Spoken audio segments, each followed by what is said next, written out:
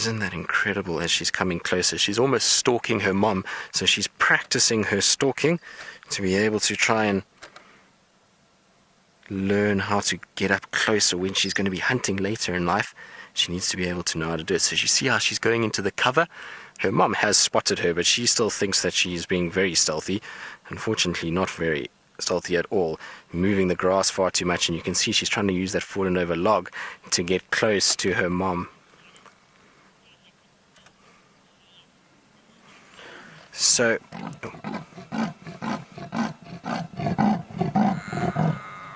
isn't that incredible? So that is her territorial call. She's busy calling like that, and that's probably because she's been doing soft little contact calls for her little male cub, and he hasn't been answering. So now she's calling a little bit more to be able to resonate out, and so that male, if he's a little bit further away and can't hear that contact call, can hear that and then come and find his mom.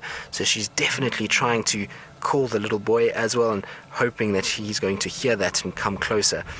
So Lee's Corner, you guys were asking what these leopards eat, and they all eat quite a multitude of things. Leopards in general are an animal that is very opportunistic, so they will take on any little bit of nutrients they can get. So these guys will eat things like insects, so termites and small little grasshoppers, all the way up to baby elephants, so everything in between, like all the antelope species. They'll eat reptiles, birds, so very, very varied diet that they have. And isn't that amazing, the two of them playing at the water's edge there? Absolutely beautiful.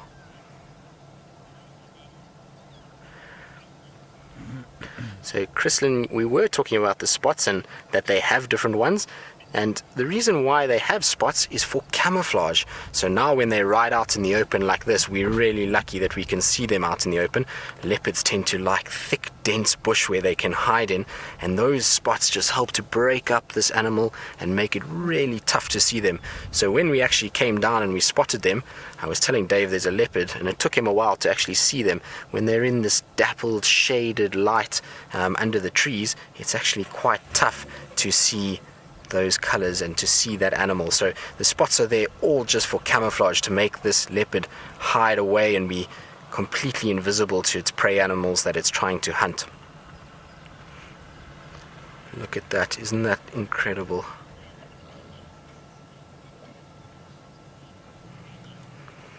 So Rachel, it depends.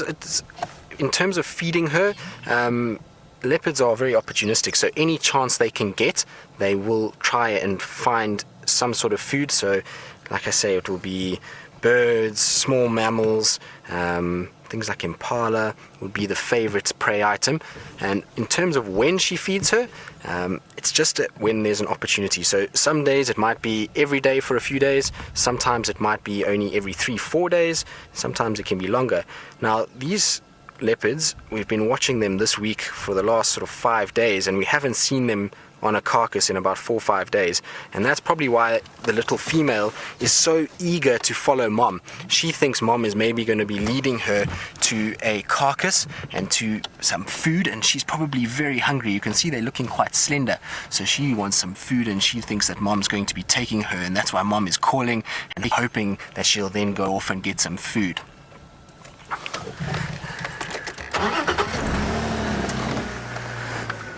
Natangi, these little leopard cubs normally get pushed out by their mom when they reach anywhere between 14 months and 2 years old. I have seen young leopards that unfortunately their moms have been killed by other predators at already 9-10 months, going off on their own and surviving, but generally it's about 14 months to 2 years before they go on their own, and they will only become territorial adults where they have their own territory and their own place when they reach about 3.5, 4 for the females, and the males, they sometimes a little bit older when they reach about 5 or 6, and they're a little bit bigger, and they can actually then challenge some other males for a place.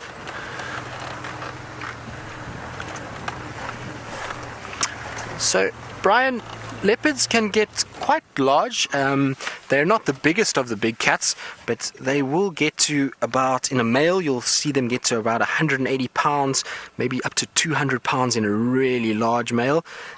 This female that you see here, she probably will only ever get to about 100, 120 pounds.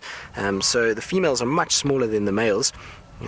But still quite large, and they are very, very powerful. So even though they're not as big as lions, in terms of pound for pound, these cats are really very strong, and probably a little bit stronger than the lions. But are they not beautiful? You can see Xongile is her cub. They look quite similar, and you can see now a little bit of grooming. So when they've been walking in this grass, there's lots of parasites all over the grass, and so she's busy grooming, trying to get all those little ticks off the ears and keep her nice and clean. Alright, so we're going to watch these two and hope that the young male comes out and joins them. And while we do that, we're going to go across to Brent, who's got a rather large antelope for us. Well, definitely one of the biggest antelope we get out here in the Greater Kruger National Park. It's called a kudu, and these are just the girls here. The males have very big horns. Now you'll notice a kudu's got very big ears, and look at that one, it's listening to what I'm saying. Now, of course, good hearing can help keep you safe out here in the African bush, and kudu often live in very thick bush, so they need those big ears to protect them from all the leopards and lions and other predators that are out here. Now, this kudu's got a very interesting stripe, a very unusual stripe on her bottom. I'll definitely keep a lookout for that, because I don't think there are other kudus who've got that little stripe like that, a particular sort of almost a tick on her one side. Now, there's still a few more hanging about. There we go. Now, they are browsers. Now, what that means is they only eat leaves from the trees. They don't eat grass. And we can see all the nasty biting flies on her. Oh, big female, that one. So that's why they quite often live in thick bush, because they only eat leaves.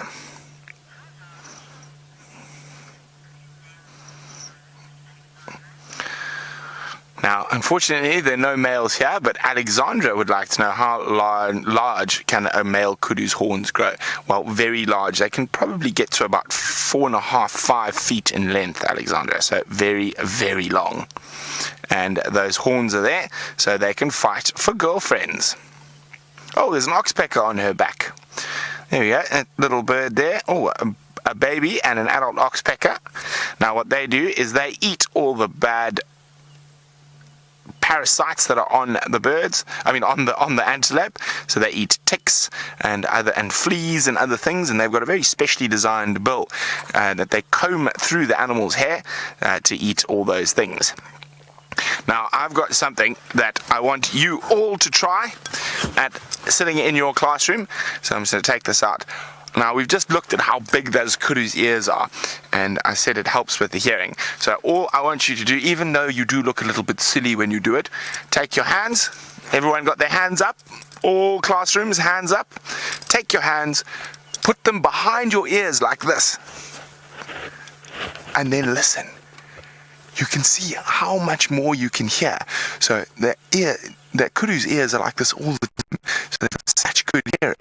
So if you put your hand behind your ear like that and see how much extra stuff you can hear. Oh, there's that.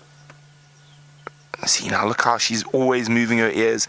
See how she can point them backwards, point them forwards to listen all around her. Now, Zach is wondering, why do they have stripes? Well, Zach, with a lot of animals, just having a few stripes and things like that is to help with camouflage. It breaks up the solid mass or solid line, and you can see those stripes in thick bush might look like a branch, because you must remember, lions and leopards, they only really see in black and white. So a white line like that might look like a branch, and it helps hide them.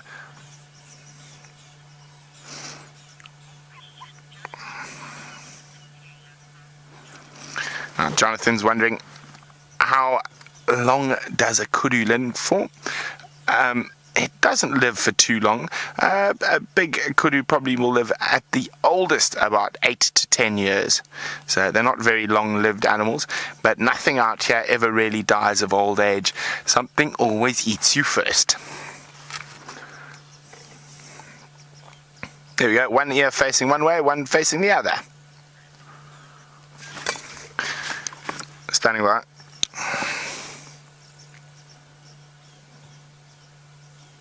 Sorry, someone is calling me on the Game Drive radio.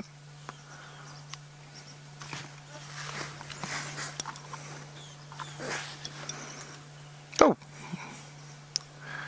They are very, very beautiful. Well, let's leave the kudus, see what else we can find.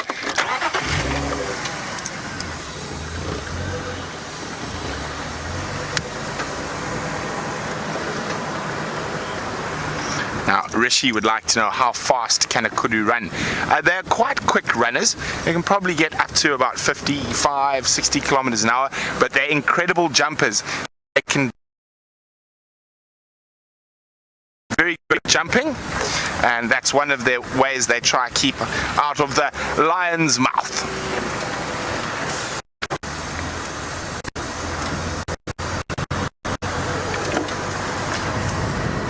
Okay, so we're going to go see what else we can find while we do that. Henry is going to take you on a bit of a bushwalk.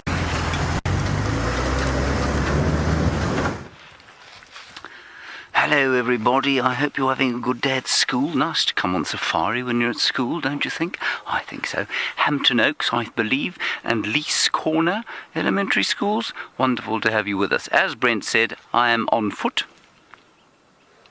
There it is, a small foot that I have, size 7. We're looking here at an acacia tree. Now we can answer any questions in the same way that Tristan and Brent have been answering questions. And this little acacia tree is a little ecosystem all on its own. And what it has over here, if I just bend it upwards, is a spider. Can you see the spider there? It's there, Jandre. Jandre is on camera. My baby finger. You got it there. Yeah. There's a little spider, and what it's hoping for is ants and things to come crawling up here and see if they can't, well, ants that are coming to look for food. And I suspect, I actually don't know what this thing here is. Can you see that I'm tapping? I don't know what that is. Let me just come around the side here. Sorry about that. I know that's a bit messy, Jandre. Jandre gets very cross with me if I don't make things nice and still for him, you see. I think that this is a little ant's nest, and they've built it here, and I can actually see one or two little pieces of ant that have been eaten, I think, by that spider, and the spider very cleverly has come to build his web next door to where his food lives. It's a bit like having a farm, really, and eating off your own farm. And it's a very clever spider. It's not an orb web spider, so you know, of course, that most spiders, or a lot of spiders, make a web that catches something when it's flying along. This one doesn't. This one makes a sort of, well, it does make a web, but it's largely probably hunting. Isn't he clever? I think that's amazing.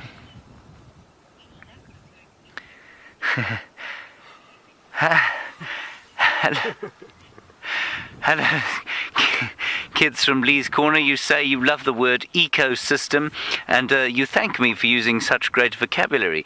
Well, I do sort of pride myself on having a relatively okay vocabulary. One tries to use one's words in the best way possible. I'm glad you like that word. Do you know what I meant when I said that this is a little ecosystem unto itself, though? Remember, when we talk about an ecosystem, we talk about everything living and non-living in a natural area. And this particular one here, this little bush, is an ecosystem unto itself, simply because all around it, or all in it and around it, are a whole lot of creatures that depend on that one little bush. So we've got the ants, we've got the spider. You'll find that there are aphids and things living on the leaves as well. So you have all sorts of different things living and dependent on this one little bush. Now the bush, of course, is then dependent on the soil underneath it, and the soil underneath it is dependent on the geology, or the rocks that are underneath those. They're all dependent on the amount of water that comes out of the sky in the form of rain. They're all dependent on whatever things might fertilize them. So I think that this acacia bush is probably fertilized largely by the wind. So all of that, of course, forms part of the ecosystem. I'm glad you like the word ecosystem. I do too. Let's carry on this way. Our plan today is to head towards some water because it's quite hot, about 90 degrees Fahrenheit, which is not the hottest that it will get here, but it's quite warm, and so hopefully we'll be able to find some water, and then maybe there'll be an animal coming down to have a drink. Now, Duke, you're wondering what types of trees we have here. Well, Duke, we've probably got... You know, in the Kruger Park, which is the bigger area that we're operating in, there are probably about 900 species of trees. 900 species of trees, that's a lot. I don't know all of them, but I do know most of the ones that we get here. And this one here, this tree that we have over here, is the most common tree. In fact, the most popular tree. And you know what? In fact, as I look at it, there are two trees here. There are two very special, what we call iconic trees. That's a very good word to use, iconic. Not too often though, of course. This is a marula tree here. And the marula tree makes delicious fruit. Not this particular tree, because it's unfortunately a male tree. That means it doesn't make fruit. I'll explain that a bit later. And then this one here, this is not the same tree. This is a jackalberry or ebony tree, and I'll show you where it comes. If we go around this way over here, come with me. If we go through here, what you will notice is that there are two trees here in one place. Now these two, the marula and the ebony, are the most... Well, they're the biggest often, and they're also the most beautiful. They're also the easiest to climb, and they both make very nice fruit. You can see there, these two trees have become very close friends. And I suspect that they've probably been growing with each other like this for close to 30 or 40 years. Isn't that amazing? Now, Rachel, you're wondering how tall that particular acacia tree grows. Not very tall. That one is called Acacia exuvialis, or the flaky thorn. It will get tall, well, about sort of that high. That's about 2.5 meters, probably maybe a little bit higher, maybe 3 meters or so, 10 feet. But it will have a very narrow trunk. It'll only be about that narrow like that. But some of the acacia trees that we get here, I'll see if I can spot you one.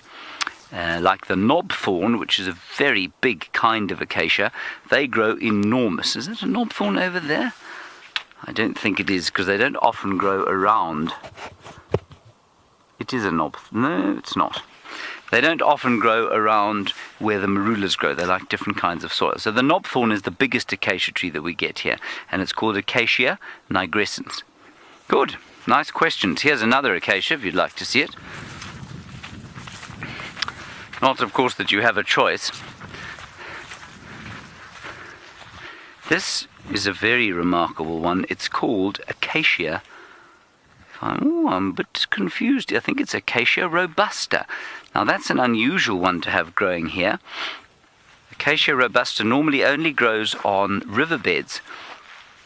And you can see up here where I'm pointing, it's been broken by elephants.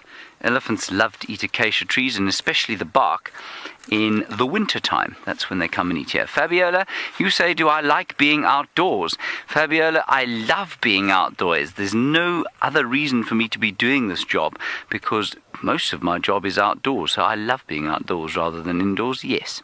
Let's head straight back to Tristan. He's got those beautiful leopards. Indeed we do, and they are still mobile now. So they've left the dam and they've left that water, and they're now marching straight in a westerly direction. Hosanna didn't join, so the little young male is not here yet, but they are still going, and I wonder if maybe she's not going to take us to a carcass. And wouldn't that be great if there is some food that these little ones can have? she is on quite a mission, so she's moving quite quickly. Considering it's so hot at this time of the day, you wouldn't expect leopards to be walking around. Everybody always talks about how leopards are nocturnal and that they don't move around too much in the daylight hours, but as you can see here, these leopards are moving around in the heat, so they are definitely on their way to something. Hopefully, like I say, it'll be some sort of food. These little babies could definitely do with a meal. And look at the little female running after mom there. Isn't that amazing? So you'll see every now and then she'll stop and she turns around and she starts calling to tell the little female, come on, hurry up, catch up with me. And hopefully then also the young male will hear it and he'll start coming. Now, even if the young male is around and he's just being naughty and not listening to mom, he'll be able to follow via the scent. So as they're walking along here, they're leaving a scent trail. And so when he comes along, he'll be able to sniff, okay, my mom and my sister walked on this road. If I follow this, then I'll find them. So I'm sure he will join up at some point. I was quite surprised though that she ended up leaving without actually seeing him. But I think because she called and called and called and called and nothing happened, that she's just gotten a little bit frustrated, and rather than leaving, if she does have a carcass, leaving it exposed and unprotected, get back there and try and take the little female there in the meantime, and then hopefully the male will join a bit later. The little female has got so much energy. She's running around in the side here. She's looking up in the trees, and it's amazing to watch when they follow their mom. You'll find that the little leopard knows that often mom puts the food up in trees. So as they go along, they'll check all of these big trees that you see to my right here. These are perfect trees that a leopard would hide its kill in, and so she's checking just to make sure there's no carcass that mom may be left there. So she'll look and look and look, and once she realizes there's nothing up there, then she'll carry on to mom. And you can see Karula is being so patient with her little one. She stops and she looks back and then just gives a little call, and as if to say, come on, and then the little one will come. It seems like she's just going off there. See, she's just stopping in the shade. Clever girl. See, rather than stand in the sun and get baked by the sun, rather come up and go and sit in the shade. Well, Joe, leopards are carnivores, so when I was saying that they'll hide their food or store food in a tree, it's because things like lion and hyenas, which don't climb very well, can get to it if it's left on the ground, so they'd rather go up into the tree and put their carcass in the tree, and they drape it over the branch so as that it's protected from those predators. But they are carnivores, so they eat everything that is meat, and like I was saying earlier, very varied diet, so everything from insects all the way up to baby elephants, baby giraffe. Look at the little one running now after mom. She's got quite the swagger, doesn't she? She's got a little bounce to her. She reminds me a bit of Tigger. I don't know if any of you have ever watched Winnie the Pooh, and Tigger, the way he bounces along, it's exactly the way that she runs. But isn't that amazing just to watch the two of them strolling down the road, completely non-fussed by us? Well, Caroline, what we're seeing here is quite special. Generally, a leopard is a very solitary cat, so it won't move around in groups. They typically like to be on their own, but because this female's got cubs, that's why she's moving with them. So it's not every day that you'll see two leopards together, or three if the young male had joined.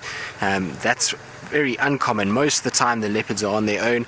It's only when the females have their cubs like this that you see them in groups, or if they are mating, then they'll be with the male. But the father of these cubs will play no part in looking after these cubs, so you won't see the father with the female. The reason why is because he's off protecting and patrolling territory and making sure other males don't come in here, because the other males could be a danger to her little cubs. So the male's job is just to protect the territory and make sure that this female is secure in her territory. Tina, so with cubs, Xongile, I think, was chasing a little Franklin. I heard a Franklin alarm call and she went bounding off into the bush. So I think she was chasing a Franklin. I can hear the Franklin's busy alarm calling. So she's just disappeared in that thicket, but whatever it was obviously got away, because she's now turning and coming back to her mom. So Gina, they can have as many as 4 in a litter, but generally it's about 2 is the average. Tina, sorry, my voice in my ear didn't come through very clearly there, but Tina, I do apologize. So they can have up to 4, but the average in this particular area is 2. Sometimes, rarely, we'll get 3, and again, quite commonly is 1. So anywhere between 1 and 4, but in this particular area, the average is normally 2. When you go up into East Africa, so Tanzania and Kenya, sometimes you'll get 3 up there.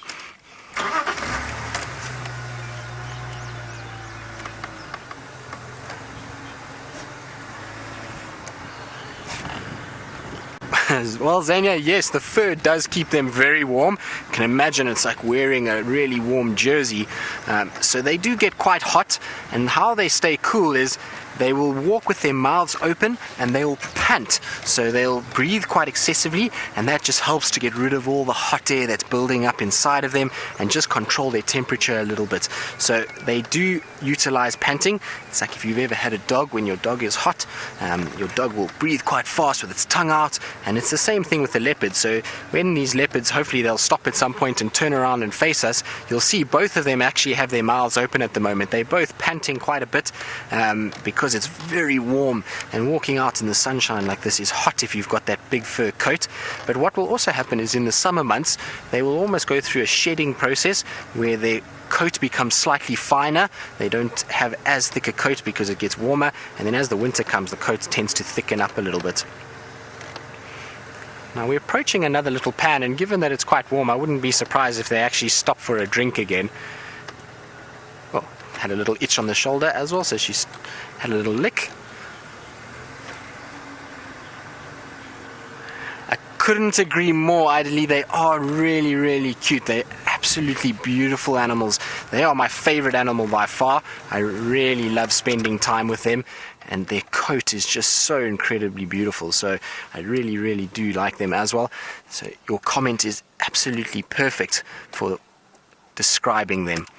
So it seems like she's gone off the road now. I wonder if maybe inside here is where this food is. Well, George, they have quite a few different calls, so depending on what the situation is will determine how they call. So just now we heard her making that deep, almost rasping sound like somebody sawing wood, and that is normally either a territorial call, or if she's trying to contact a leopard that is very far away, she'll use that call. Otherwise, they have a very soft call where it's just almost a soft, small sound, which we heard just now, and it's a sound that they'll use when they're trying to contact one another close by. So when she's trying to call the cubs and she doesn't want to attract too much attention to herself, then she'll make this little soft contact call. And then sometimes she'll do what's called chuffing. Now, chuffing is generally when they have small cubs and they almost make a sound like and that calls the little cub out of its den to come and feed. And the reason why she uses that one and not any of the others is because when they're very, very small, they're still susceptible to predation. So things like hyenas can be really dangerous. And so if she makes a lot of noise, hyenas can hear that, and they know that that leopard maybe has little cubs or has some food item, and they'll go in there, and then the cub is at risk. So they make that really soft call that nobody else will hear it. And she'll only make that when she knows she's in an area where she left her cubs. Alright guys, so we're going to carry on following them and see where she takes us, and hopefully the mystery will be solved shortly. And while we do that, we're going to go to James, who's got a female tree.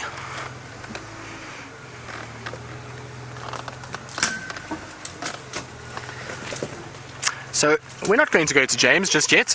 I think James is experiencing a bit of freezing with his signal, so we're going to stay with them, which is perfectly fine. But while we're following, just on our left hand side here is a beautiful spider. So I'm trying not to destroy its web, but it's just next to our car, and it's called a golden orb web spider. Really tough to see it, but you can see Dave's going in there slowly, and there we go. So it's a little golden orb web spider. They're still going to get much bigger than that. And this is a female, so she's got bright coloration. You can see that bright yellow on her abdomen and the blacks. And that yellow and black is signifying to all the other predators out here, like birds, that this This is a dangerous animal. Do not eat me. I'm not something that is edible.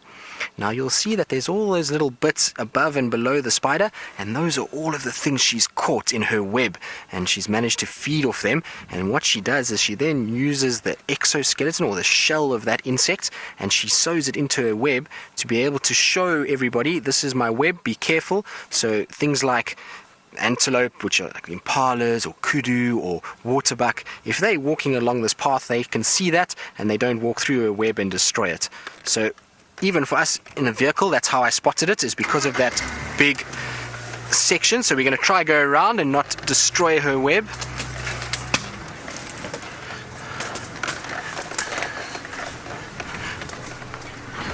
Alright, so in the time that James was frozen, he's apparently managed to climb the tree. So let's go and have a look at what he's been up to and see how he got up there. I've climbed the tree, exactly as Tristan said, and I'm sitting in a female marula tree. Now remember I said that there were separate male and female trees? That is the case. Now, the main difference between a male and a female tree is that the female produces fruit.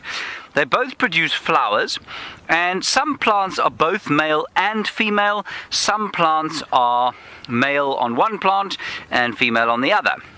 And if I'm not mistaken, how you say it is if a plant is dioecious, that's dioecious, it's another good word for you chaps at Lee's Corner, it is both or separately male and female. So a marula tree is dioecious, and something like what can I think of? I can't think of, like a combretum tree, a bush willow tree, like this one over here, is monoecious. That means it's got male and female parts on the same tree. Now the point of this is, of course, that the female tree is very important out here because it produces the fruit. But without the male tree, it cannot produce the fruit. So what happens is that the wind blows like it's blowing now, and it will carry pollen on the wind from the male flowers. They will then touch the flowers on the female tree, and they will then produce a fruit like this. This is a marula fruit, and it comes from this very tree. Now the marula fruits are delicious, but they're not very common. They're only around at this time of the year. They have lots of them at this time of the year, but then they're gone for the rest of the year. So they only last about 3 or 4 weeks before they're gone. And I'll show you how you eat one. You take it like this. You bite off the skin, which doesn't taste very nice. You spit that out. And then you suck the juice out.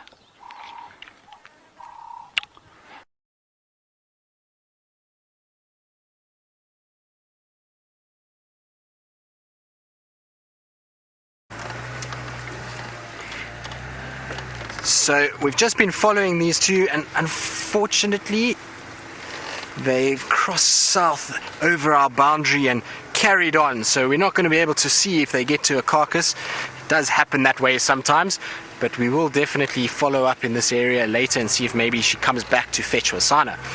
But it's the way it goes. Like I say, sometimes these leopards are on our side, sometimes they're not, and so it's really nice for them to be able to have a really big area to roam around in and to be free in, so all happy with that.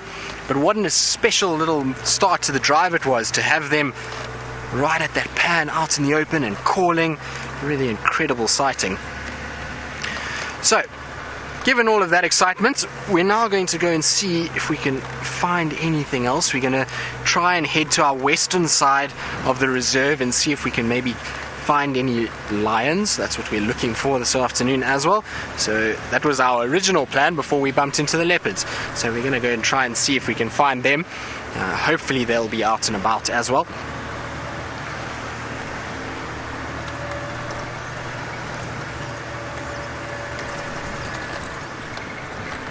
Now I hope if she did catch something and she has a carcass that it hasn't been stolen by anything. They do seem to be quite hungry, so I really hope that they find what they're looking for, and hopefully they've got a carcass and they get a good meal in. Even though it means we might not see them for a couple of days, it's going to be good for them to get a healthy, hearty meal. At the end of the day, the cubs are growing quite a bit, so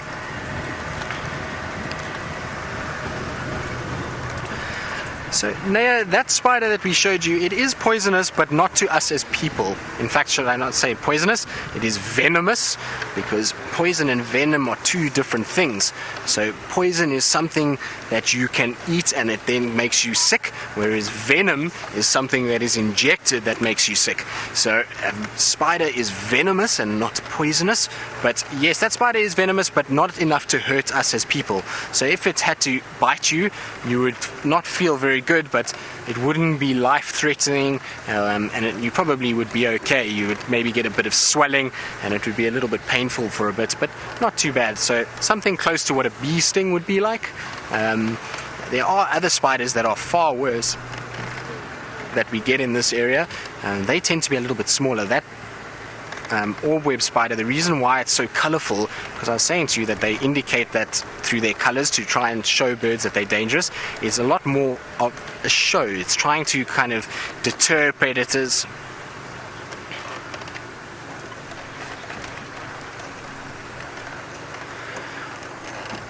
Alright.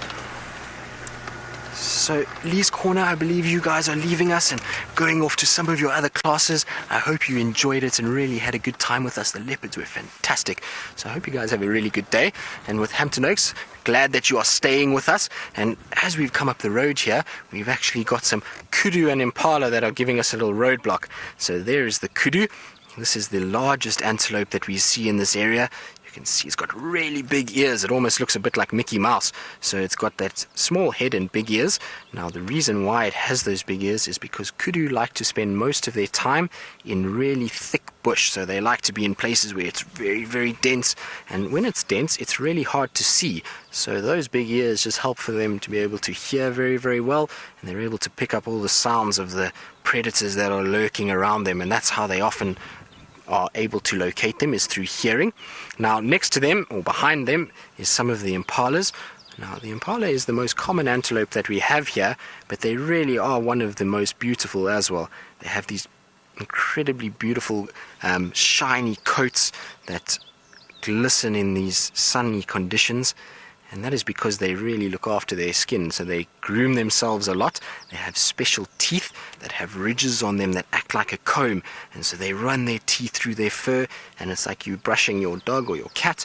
It just helps to get rid of all the loose fur and make their coat really look quite good. Now, these are all boys. And at this time of the year, you often do see this. There's just little bachelor herds that will be on the fringe of a herd of females.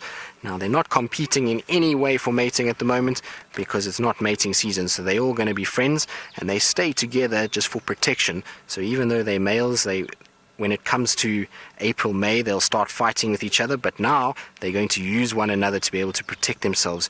The more eyes and ears and noses that you have, the easier it is to be able to spot predators.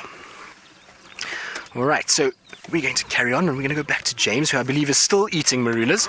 I hope he doesn't eat too many. We were talking about it the other day and he was saying to me if he eats too many he feels a little bit sick. So hopefully he hasn't eaten too many and that he's still okay.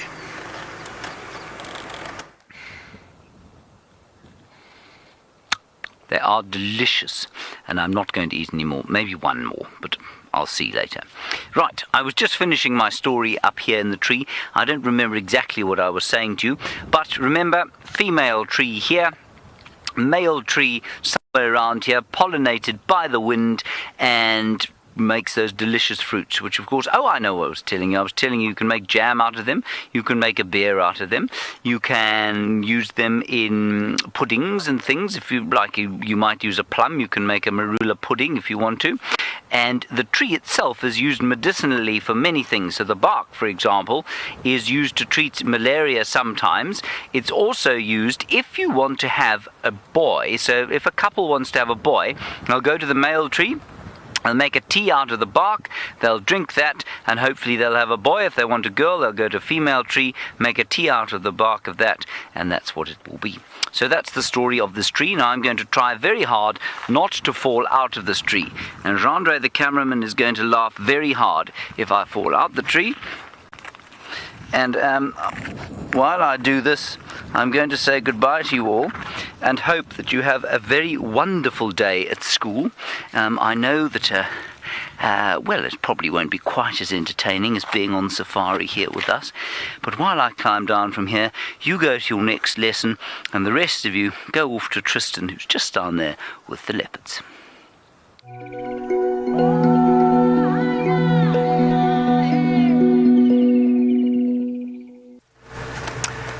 Welcome back, guys. We're still slowly making our way towards the western side. Now, the reason why we're going to the west is I had a little report of the Nkuhuma pride being around.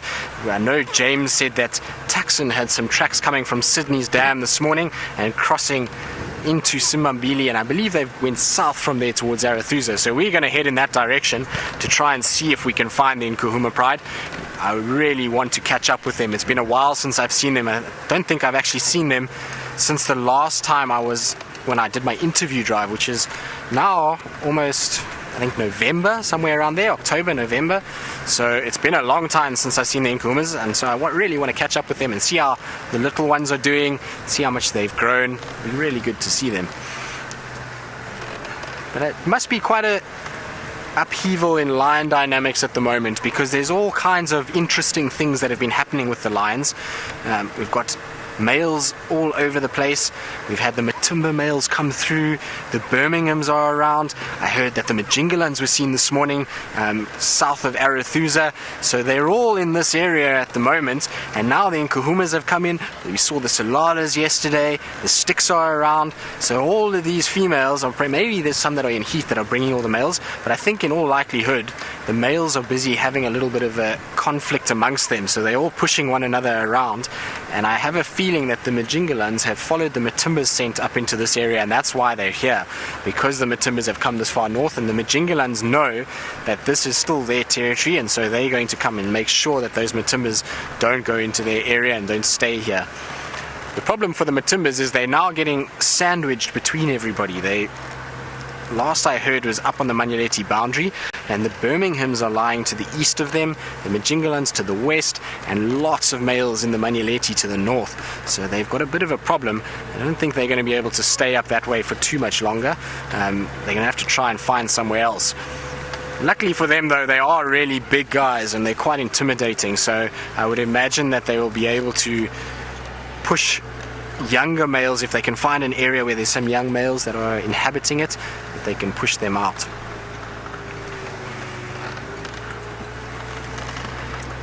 The reason why we're going to try and just take it slow to get towards those lions is that it is still very, very warm, and so I don't think the lions are going to be too active at this time of the day. So I want to try and get there a little bit later, just hoping that they might wake up a little bit and decide to start moving around. Alright, so we can continue with our bird challenge, because we've got a little bee-eater there. So there's a beautiful coloured bird. These bee-eaters are quite common here, especially this little bee-eater. It stays here all year round, and you'll find that it's often perched on open branches like this. And did you see it wiping its beak there?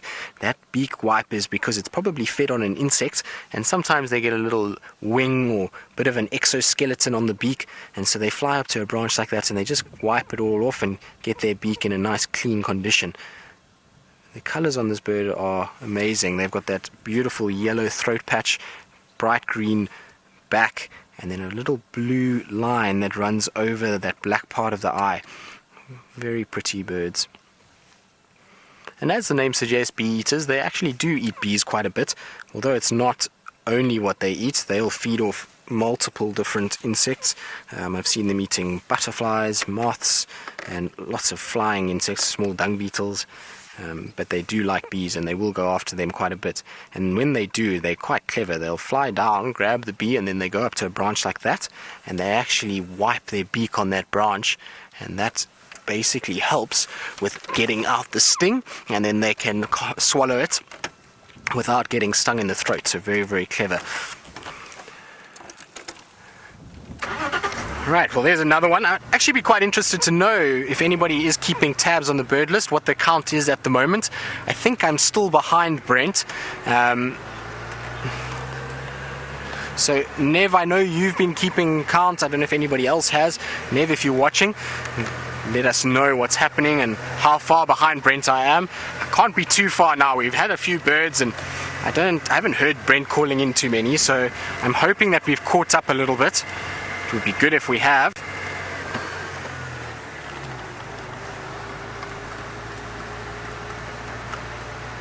It's actually a really good day for birds. This heat will cause the insects to be quite active, and insects will be flying around, and so the birds that hunt insects will be quite active. So it'll be good to do a bit of birding this afternoon. And on the subject of birds, Aaron, we don't have hummingbirds in South Africa. Unfortunately, I would really wish we did. They are beautiful birds, and I would love to watch them feeding and see that incredible wing beat that they have. Unfortunately, we don't get them, but we do get what's called a sunbird. Now, the sunbirds are quite similar. They look a little bit like hummingbirds, but don't hover like the hummingbird does. So, yeah. All right, we are going to go back to James, who I think he's got a bird of his own.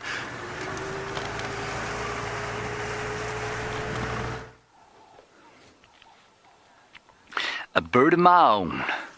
I don't know why I said it like that. There is a red-billed hornbill, and I think it's a baby one that's probably just emerged from the nest, and I can see a couple of tree knots that are perhaps it's a very comfortable and safe nesting spot in this Lania schweinfurtii tree, in other words the false marula.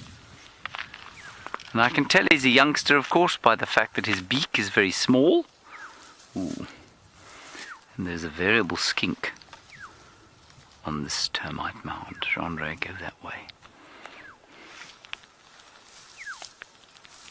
In fact, if you come over here, I think you'll probably get him quite nicely. Let me go up above him. No, he's moved now. My shoes have lost all sense of grip. That has thoroughly chased off what was a very attractive variable skink. I do apologise for that. Anyway, the bird is still up there, and I think you'll find that it's just emerged. It looks very small, slightly unsure of itself. The beak is about a half the size that it's going to be eventually. Yes, it is. He's listening to me, talking about his own biology. And I'm sure the nest must have been in this false marula tree somewhere here. Marvellous. Now, there are squirrels alarm calling all over the place. I don't think Hosanna pitched up at the Karula and Xongile sighting, so he could be around here somewhere. We'll keep an eye out for him, but otherwise we're going to head sort of from pan to pan, as it were, and see if we can't find something drinking, perhaps an elephant or something like that. Otherwise we will just stop and look at the smaller things. Chandra, I'm going to go down this way, so that you can artistically place this gruvia bicolor bush between me and you. See how artistic that was? Now, Espen, you want to know if there are any differences between the yellow and red-billed hornbills other than their beaks. Yes, there are. The yellow-billed hornbill, other than the color of their beak, the yellow-billed hornbill has a much bigger beak and is actually a bigger bird. And that means that they've got separate trophic niches. And separate trophic niches is a fancy or quite silly way of saying that they eat different things. So the yellow-billed hornbill will eat things like up to the size of a chameleon sometimes. They will eat just slightly bigger prey, much bigger grasshoppers and that sort of thing. But they will have an overlap of what they eat. So the red-billed, the yellow-bill's the bigger one. That's the one that eats chameleons. I forget what I said there. The yellow-billed will eat smaller insects, and they will both eat things like termites, for example. They'll both go and sit on the top of termite mounds and eat termites. But you'll find the red-billed eating far more things like ants and probably smaller beetles, where the yellow-billed will go for things like reptiles if it can. Even I've seen yellow-billed hornbill eating a small rodent before. So it's just a question of the different size of food that they eat. Eventually, they would have had a relatively recent common ancestor, you'll find. and then they split apart just to take advantage of the different food niches that we have out here. There's something very bright and very orange, and it is, if I am not mistaken, the fruit of Lanier Schweinfurtii, which I don't think is very edible. Anyway, there it is, over there. Something is stabbing me in my ankle, Andre. What do you think it is? It's just a tick bite. That is being rubbed raw. There it is. I'm not going to eat it. Anything orange out here, unless Herbert says that is edible, I will not eat. Smells okay. Right, let's carry on along here. See what else we can see. It's a very pleasant afternoon. Ooh. What we have here is not a common grass in these parts. This is Africa's premier grazing grass, and it's called red oat grass in East Africa, and it is the reason that there are so many millions of animals living in the Serengeti Mara ecosystem. It's called Themida triandra, or red grass, we just call it here. Over there it's called red oat grass, which I think is rather romantic for some reason. Here it's called rooigras, which means red grass. And it's not very common in this area because the soil's not really right for it. But this is what the buffalo are up on the plains of the southern Manileti and in the southern Sabi Sands. This is what they're eating. They're not eating the seeds, they're eating these leaves here. It's got a very distinctive kind of razorish feel to the leaf blade, and this is the most protein-rich leaf that you can find out here if you happen to be a grazing animal. And that's why we're just not seeing any buffalo around here at the moment. They're all on the Gabbro Plains eating this stuff. That's quite a nice find, actually. Right, Brent Leo Smith has managed to find something associated with water. It is a lizard, but it's not a crocodile.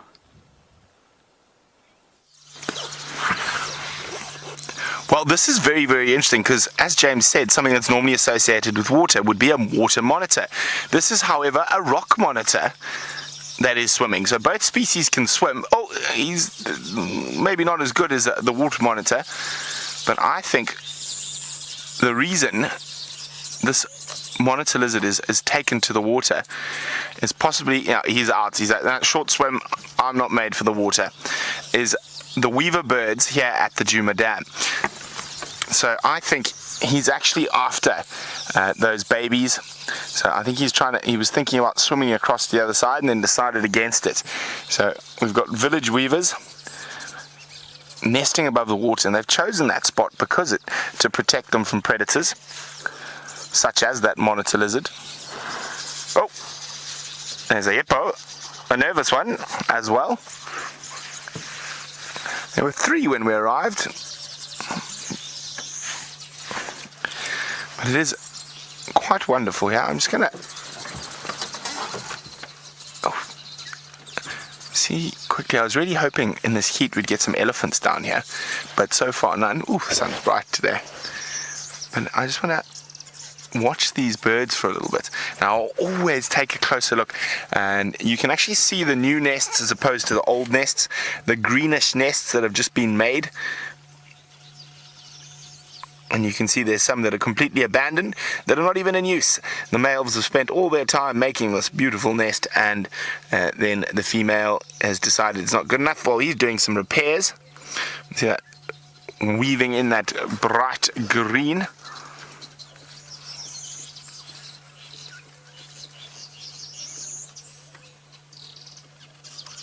So plenty village weavers. Now, them underneath them.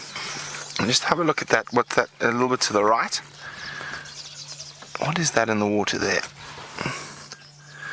Oh, it's a terrapin.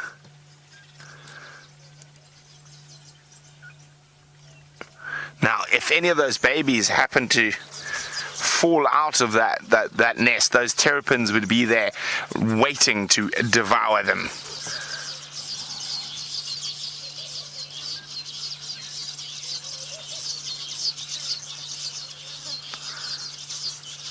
But no Ellies, as I was hoping, just busy weaver birds.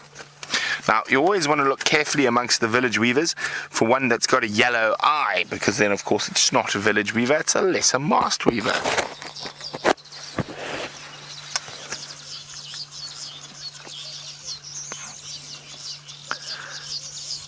And the monitor's trying to stealthily sneak away from us, but I can still see you, mister.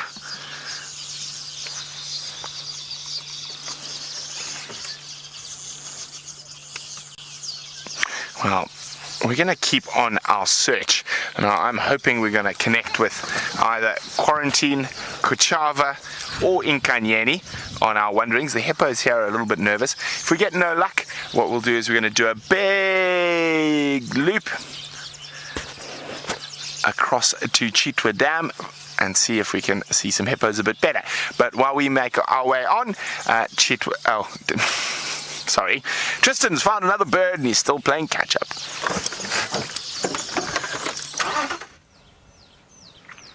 We are still playing catch up, Brent, but this is one we've already seen. This is a Swainson spurfowl. We saw it the other day, but it is a really nice sighting of a Swainson spurfowl. It's on this termite mound and it's calling away to the best of its ability to try and obviously attract a mate. So they often get up on these high sort of areas and mounds, and that means that they can be able to push their sound out and any potential mate around can hear it and come closer. But you can see it's doing a little bit of an itch. Now, if you have a look on the legs there, you'll see that there's these little spikes coming off, and so that's where it gets its name spurfowl. It used to be called a Franklin, but they changed the name because of those spurs. And those spurs you can see are very, very long and sharp. And so when they're competing, if there's males competing over a female, they'll come together and they fly up into the air and they push their feet into one another. And they're able to do quite a bit of damage. I watched two Franklins fighting the other day and there was feathers flying all over the place as they were hooking these spurs into each other. So quite an incredible adaptation they've got on their legs. It's having a little look into the sky, so I wonder if there's not a bird of prey flying around here somewhere. I don't see anything, but I think it was just having a little look, just making sure that there isn't. So always got to look up when you're a Franklin. Things come diving from below. What a character this is. I've never seen one hold that pose for so long. It's either seeing something on the ground or it's seeing something in the sky. But either way, it doesn't look very comfortable at all. Amazing. Oh, there we go. Still looking. There we go. So straight above us is what looks like a martial eagle. We're not going to get it. I don't know if we're going to be able to get it. It's straight up. Yeah, it's just straight up, but it might come into frame. Dave's saying that unfortunately it is straight above him, so it's going to be difficult. I'm afraid I can't see it. No, unfortunately not, but it is going away from us, so let's just see, maybe we can get it. There we go, so there is a martial eagle, there we go. So there's the martial eagle, busy flying around, and these martial eagles will hunt these Franklins, and so that's why it's keeping a beady eye up there. It's just watching this eagle and making sure that that eagle's not swooping down, coming towards it. You'll find that if that eagle did start swooping, this little Franklin would go diving into that thicket around that mound and try and stay out of the way. But there we go. So it's not crazy, this bird. It doesn't just look up for nothing. Very, very clever. Now, that eyesight is incredible. I don't know if you saw how far away that eagle is. So to spot that from that little mound is amazing. Really, really cool. Thank you, little Swainson spurfowl.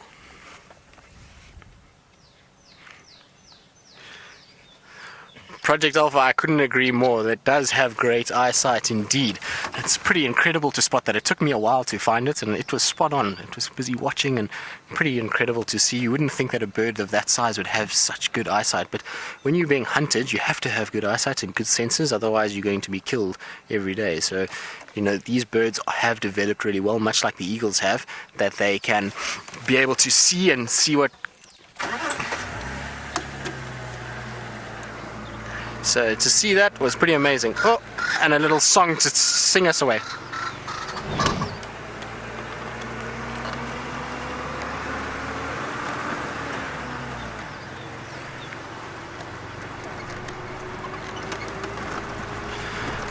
So, Tar Ginger, I believe that's number 75 on your bird list with us, which is good going. I'm sure we can do a lot more, and we will try.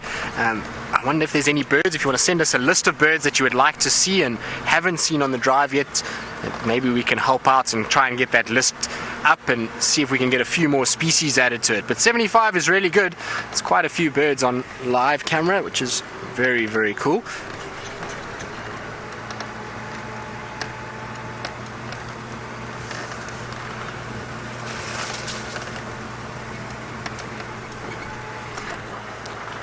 So, Lionheart, getting back to our bee-eater and bees and how they are declining worldwide, you asking whether or not they are declining here.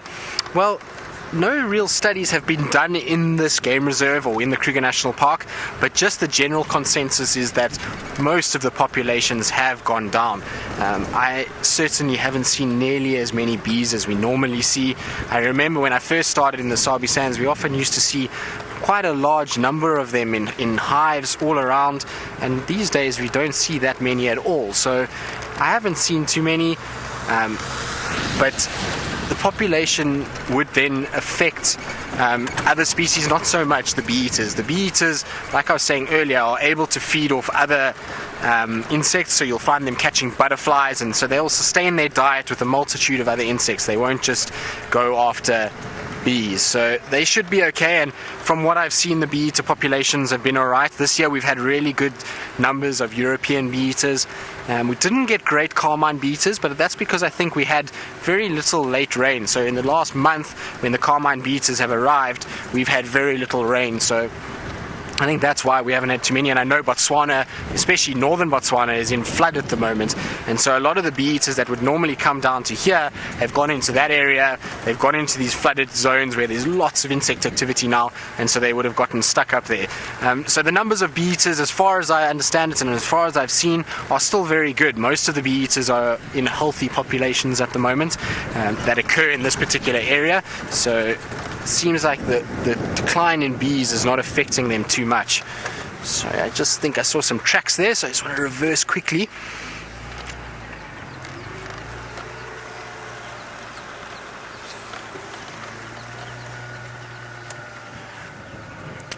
So it looks like tracks for hyenas that were walking around here, but not very fresh at all. These tracks are probably from yesterday.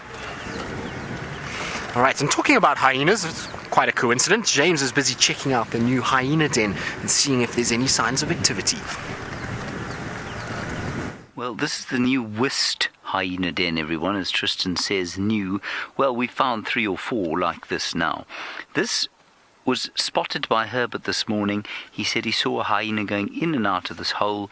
There are tracks of hyenas here, but it's very similar to the one that we have found off Elephant Carcass Road, which is about half a mile sort of over my right shoulder here. And if we look inside, Herbert says you can see this thing is being used by the tracks and by the smoothness of the ground inside there. Now, it's possible that hyenas come here and given birth. As we know, what happens with these hyenas is that they will disappear at the slightest hint of a threat and leave the babies inside, in the knowledge that the babies will be safe there. And if you look where my stick is, it's a very clear print of a hyena coming out of the den. And Herbie saw them going straight in and out, and then the little leopard, Xongile, was sitting on top of this mound. So clearly there were no adult hyenas around, because a little leopard won't tolerate adult hyenas. They'll climb a tree, or be chased up a tree, more accurately. And in here, of course, well, there could be little ones. Who knows? We'll keep checking here. I think a lot of these excavations have been kind of exploratory, and perhaps no one's actually given birth yet. And I wonder if the hyena that Herbert didn't see here this morning, we saw Corky having a bit of a drink at the dam. She headed this direction. We came around the other side, didn't find her again, but it was just as Herbert found the Xongile and, of course, the hyena coming out of here. I don't hear any whimpering of hyenas. Reese, you say, would it be a good idea to use camera traps near the potential hyena dens? Reese, I guess it would. The thing is, though, we know these hyenas pretty well. We can identify them, well, certainly some people can identify them, but we know that this is a clan that lives in this area specifically. So it's not like we don't know that there are hyenas here. A camera trap's greatest advantage is catching pictures of animals that are not confiding, that don't want to be around human beings. These hyenas are not like that. We know that there are hyenas here. We can see their tracks everywhere. And if we come and check here often enough, then they'll be here. Yeah, it'd be interesting, certainly, to put a camera trap around here and see what came in and went out. But largely, I think that we probably get a pretty good impression of what's going on with the hyenas because we check these areas so much. So yes, it would add a little bit. Would it solve the mystery? Probably not quite. I hope that answers your question. Right, let's head off this way.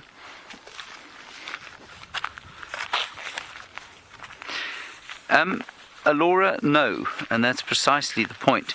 You say, wouldn't it be dangerous if this was an active hyena den for us to be this close? No, because the adults see us as a threat. They will move away. If there are little babies inside, they'll go up onto the little shelf that they've created at the back of the den, where we wouldn't be able to get them, and wouldn't be able to get them. Nobody else would try and go in there and try to get them, except maybe something like a python, I guess. But I suspect a python or a mamba would smell the hyena and think, oh, I don't think I want to go near there. So the adults will move away. So it's not dangerous. Were this a lion den, were this a leopard den, if there was a leopardess who had stashed her cubs in a little termite mound like this would be suicide. This would be extremely dangerous. Likewise with a lion, because they just won't tolerate people around. And the leopard cubs, remember, are completely altricial. They're born blind, they cannot hear anything, and so they need to be carried and moved absolutely everywhere where they go.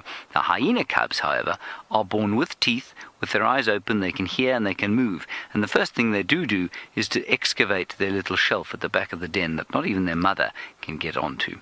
So they're much more precocial than are, say, lions or leopards, and their mothers are much more secure, leaving them in the safety of the den. It's actually a really clever strategy, I think, because, of course, then there's no risk to the mother should a predator come along.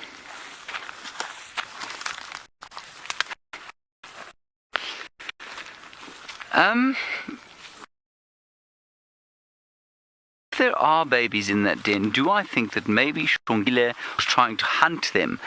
No, I don't. I think she could easily have been inquisitive about it, and she could have tried to sort of find out what was in there, because she, of course, hasn't seen a hyena baby as far as we're aware. So, yes, she could have done that. Do I think she would have tried to hunt them? Well, I guess if one of them had stuck its head out, yeah, absolutely. I mean, leopards are renowned for killing other predators, but not hyenas. Very seldom hyenas. And I think, an adult hyena would have chased Xongile away, while she would have scarpered at the sight of us coming along this way. She almost certainly would have chased the young leopard away. Now, little Hosana could be around here somewhere. That's now become our goal. We're heading towards Treehouse Dam, and as far as I understand it, Karula and Xongile have headed south across the boundary. Is that correct, Rebecca? That's as far as I've understood it. And so maybe little Hosana has decided he wants to be on his own for a while. I don't know. So we're going to walk slowly through here and see what we can find. There's definitely this is where the vehicles were this morning. But we'll also find, hopefully, various other interesting little things, like that spider that we opened with. I find these spiders that live in amongst the grass just very fascinating indeed. I imagine that big tree over there would have been a perfect spot for Hosana to sit for the day, but I think Tristan's suggestion that they could be around Treehouse Dam, that he could be around Treehouse Dam, is a good one, given that Xongile and Karula have gone south into Little Gowrie. Right, Brent Leo Smith has made his way to the far east, hopefully for a repeat of the Birmingham elephant interaction from yesterday. Let's go and find out how that is going.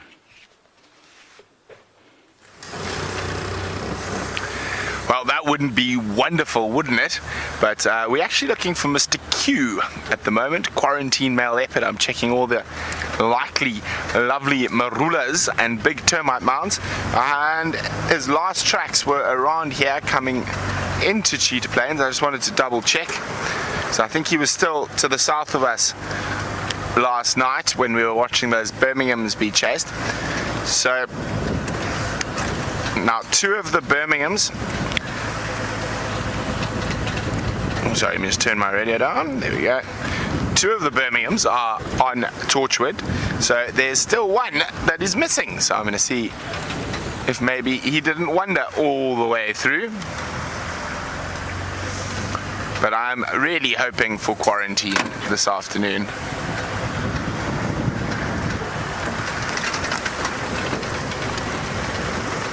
And you never know, we could get a cheetah. But again, there have been some lovely elephants out grazing on these lush grasses of the open plains. Was that a quarantine track? There's quite a lot of zebra tracks, and we haven't seen a nice group of zebra in a while, so maybe there are some zebra out in the open area. No, it was a hyena track. Alas. Okay, we're about to come out into that vast open expanse.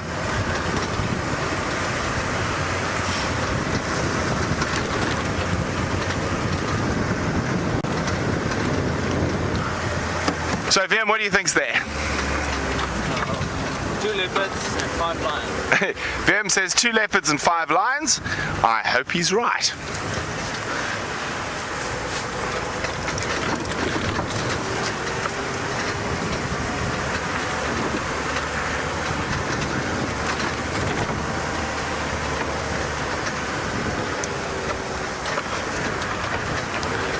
Lionheart is wondering about the Nkahuma Pride and if they've managed to keep all the cubs with the Matimbas about and all the pandemonium. Apparently they have, yes, all 6 cubs still present and accounted for, which is wonderful news. Aha, we are now here. Now I did say I saw some zebra tracks, and there are some zebra. Lovely. Let's get into a spot where we can have a better look. And Gnormless Gnorm, he's still chilling.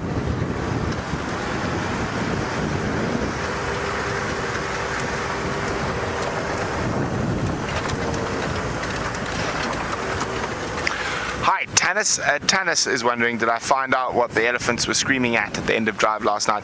I'm pretty sure with the wind swirling, they could still smell the lions, and that was causing them that massive distress, that screaming and rumbling noises they were making.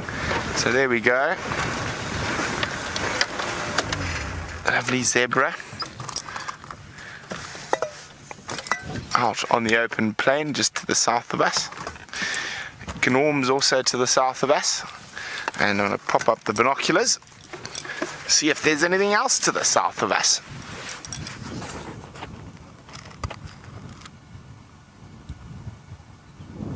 So, VM, there were 1, 2, 3, 4, 5, 6, 7 zebra and 1 wildebeest. Where are these lions and leopards you were talking about? I always get that poker hand, do you? No, you've always got, there we go, you don't get that poker hand. I think that would be a royal flush, 2 leopards and 5 lions. I think we got to deal with 1 pair at the moment. Play the hand you dealt, Fim, play the hand you dealt. Now, it's quite nice to see zebras again. I feel like I haven't seen zebras in a really long time. And of course, a lot of the animals will be moving around, especially with all the rain at the moment. And depending on where the rain has fallen, it depends on where the animals might end up. Now, of course, the predators do move within their home ranges to where animals like zebra and buffalo move to, and wildebeest. But of course, they can't move too much because they might encounter opposition. But that's why it pays to have lots of different types of area within your home range. So during the summer or winter months, you've always got a good chance at getting a snack.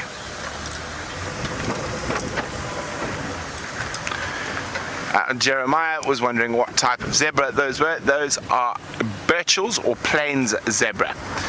So most zebra species in Africa are either Burchell's or plains zebra.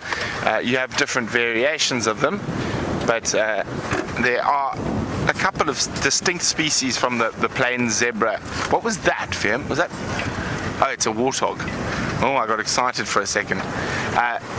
And those are the two different types of mountain zebra. You have the Cape mountain zebra and you have the Hartmann's mountain zebra. The Hartmann's mountain zebra is endemic to Namibia, the Cape mountain zebra to the Karoo and surroundings. And then of course the biggest zebra species only occurs up in northern Kenya into southern Ethiopia, Sudan and Somalia, and it is the Gravy's zebra. There's the pig.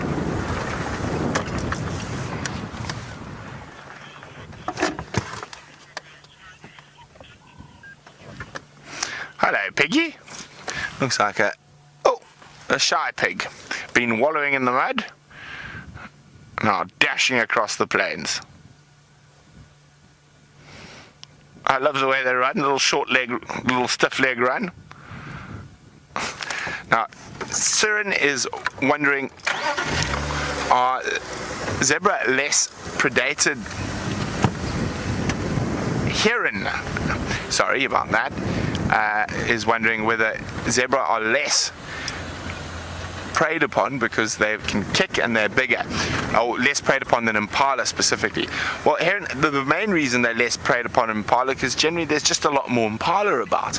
Impala are the most numerous antelope in Africa, and the other big factor is that being smaller, it does play a role. So zebra are generally too big for animals like wild dogs and leopard, so they generally only get preyed upon by lions and hyenas. Now, this is always a good spot to look for stuff. I always find something interesting around here. So we're just looking very carefully.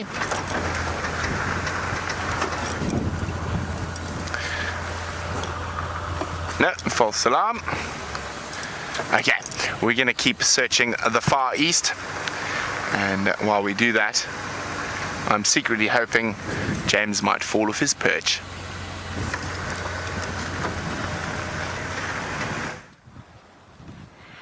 That's very sweet and kind of Brent, isn't it, to secretly hope that I would fall off my perch. Now, I haven't climbed this tree just simply because I like climbing trees. Well, I mean, that was obviously one of the reasons I climbed this tree. But the main reason was for these fruits. This is an Nkuhuma tree, the brown ivory tree, and I was sent scuttling up here by Herbert, who, well, he doesn't like to climb trees as much as I do, so he said, go up there and get some fruit. So I picked one or two. He said, no. He said, take them all, put them in your pockets, because he says he's sick and tired of eating marula fruits. And Genre then said to him, how can you be sick of eating marula fruits? They're so delicious. And I pointed out, of course, that Herbert has been eating marula fruits since he was about 2 years old, and probably just before. So I think it's fair enough that he's a little bit sick and tired of them. But you can see these delicious little orange fruits. And I'd love to be able to pick enough to give you all one. And of course there are plenty of them in this tree for you. And well, maybe one day I'll be able to hand you the fruit of the great Nkuhuma tree. I'm going to eat one while Herbert's not looking. Consumed in much the same way as you might consume a marula fruit. Sweet, big pip, little flesh, nice sweetness, but like it's quite popcorny actually, like sweet corn, like I said before. Popcorn mixed with a bit of apricot. That's the sort of taste, I think. Anyway, that's what I'm doing up here. Now, the Nkuhuma tree, for those of you who are wondering, haven't we heard that word before? Perhaps you're a new viewer. You say, haven't I heard the word Nkuhuma before? And indeed, you would be correct. You have heard the word Nkuhuma. It is, of course, used to describe the Nkuhuma pride, which is on Arathusa at the moment, and hopefully we'll have them back here tomorrow. And they were named after one of these trees. Why on earth they chose to sit under one of these trees when they were named is anyone's guess, but I think it's quite a good name. I'm just going to denude this particular branch of the fruits, and then I'm going to come down.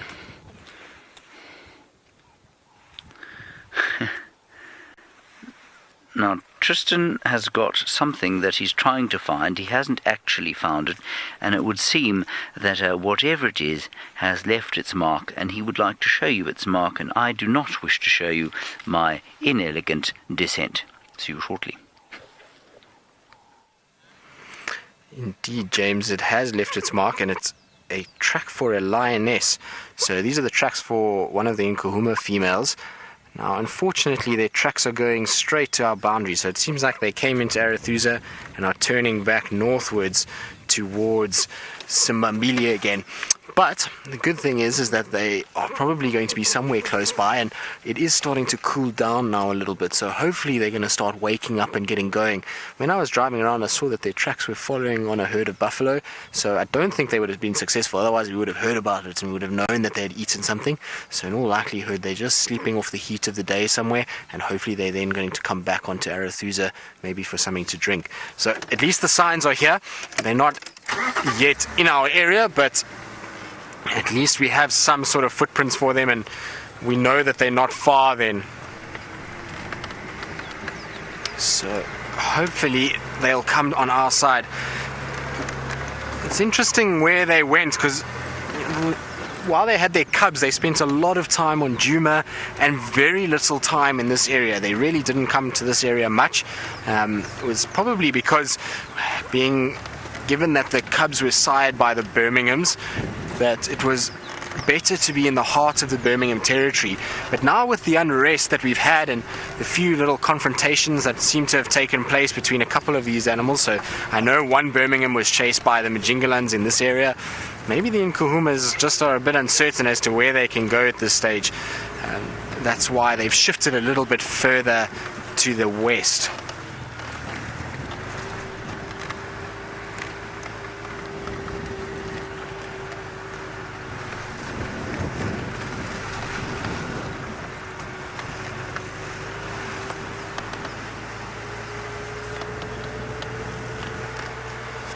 So Laura, as far as I know, there are still 4 Birmingham boys. They haven't been seen together. I know the 3 were seen last night and they have been kind of split up, but with the Birminghams it's always so hard. They kind of spend a lot of time away from one another, and you see them popping up in the most random places together. Now I know about a week ago we had 3 of them and Mfumo was missing, whereas last night Mfumo was there with them. So I think all 4 are still okay. I haven't heard anything about them fighting with other males or having any sort of scraps, and so I don't think that they have had that altercation. In terms of Mfumo's eye and why he's got that big cut, I know I saw a photo the other day of the 2 Birminghams fighting, and it looked like him fighting with one of his brothers, so I think that happened with a brother rather than them clashing with other males. The Matimbas, when they had their little altercation, was way down in the south, and I believe that was with the Matsapiri males. So it's just that the Birminghams have not had any real altercation that I know of. They could have had something in Manyeleti. It does happen sometimes where they'll go into reserves outside of our area and we don't hear about these incidents, but I doubt it. As far as I know, it was inflicted by one of the brothers or one of the coalition members.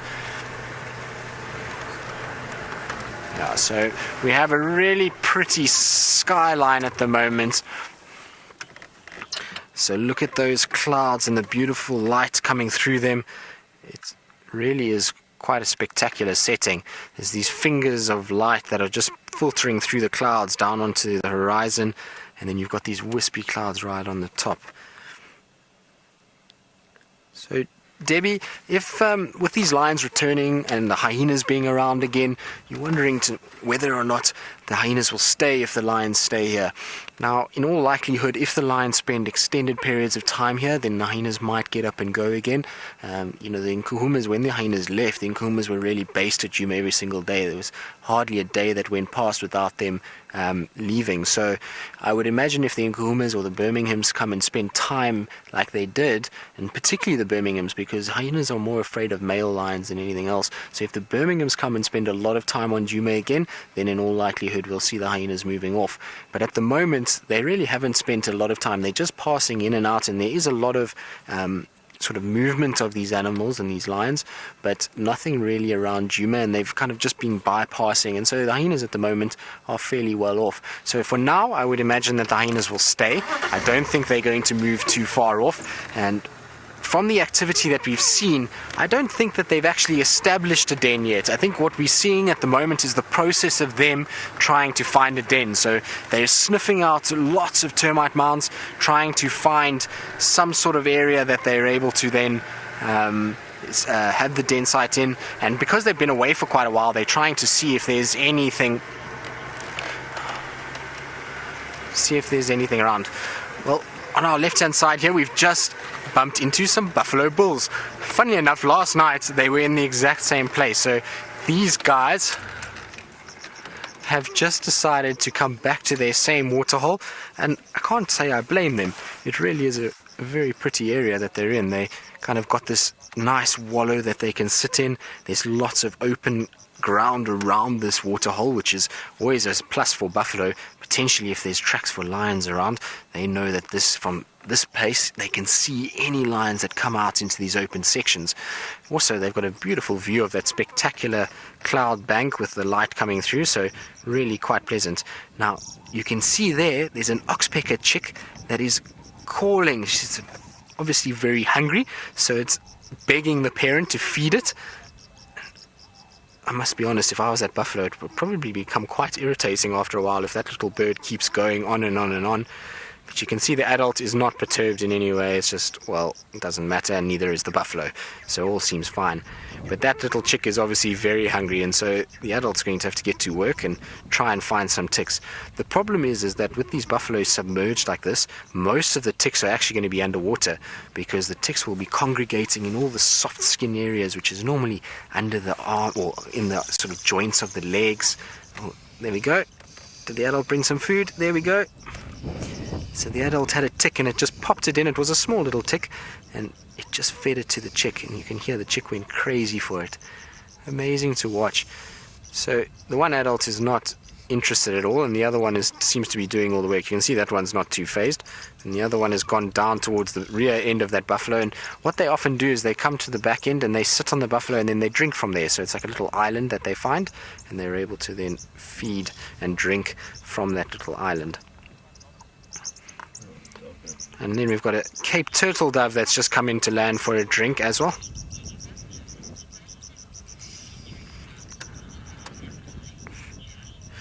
So Jilly, I know the buffalo have been quite scarce in recent weeks. We haven't seen nearly as many as what we were seeing in the winter months, and that's not really uncommon for this area. We often see this as the rains have fallen, so there's been growth of grass, and that's meant that a lot of buffalo have come together in those areas where there's really favorable grass. So like in the areas like the Manyaleti, there's really good growth of very nutritious species like panicum, Eragrostis. So there's really good grasses there for the buffalo to eat. So those small little groups of buffalo that we were seeing in the winter time have all come together and formed a much larger group now.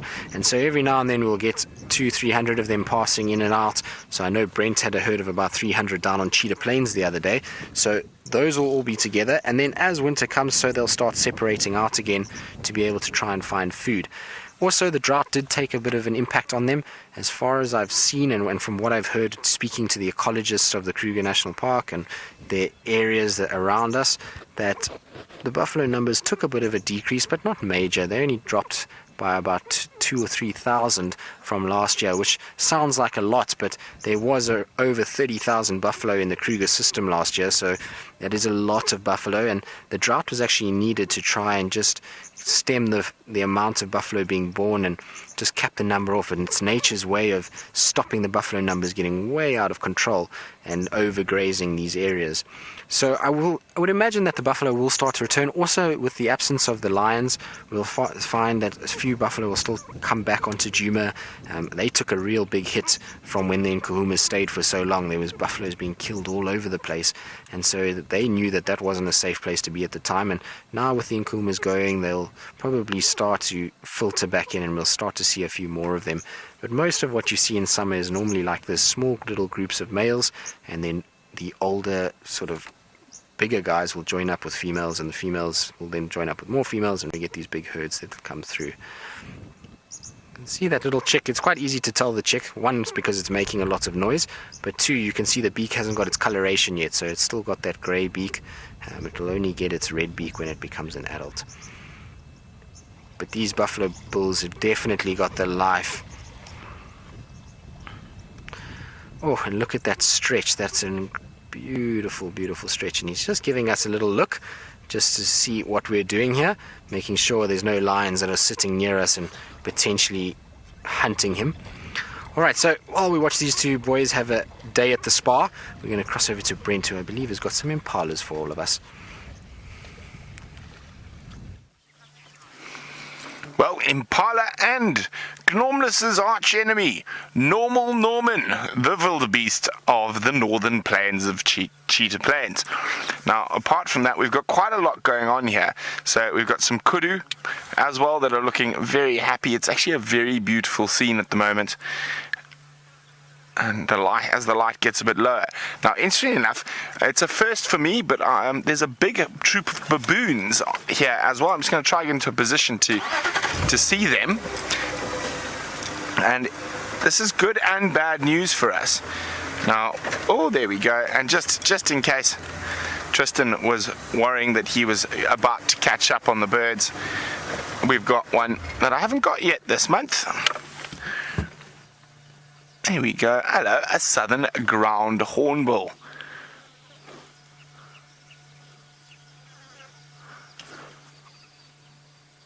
Now, although it's so lovely having all these animals around us, there's some bad news slightly.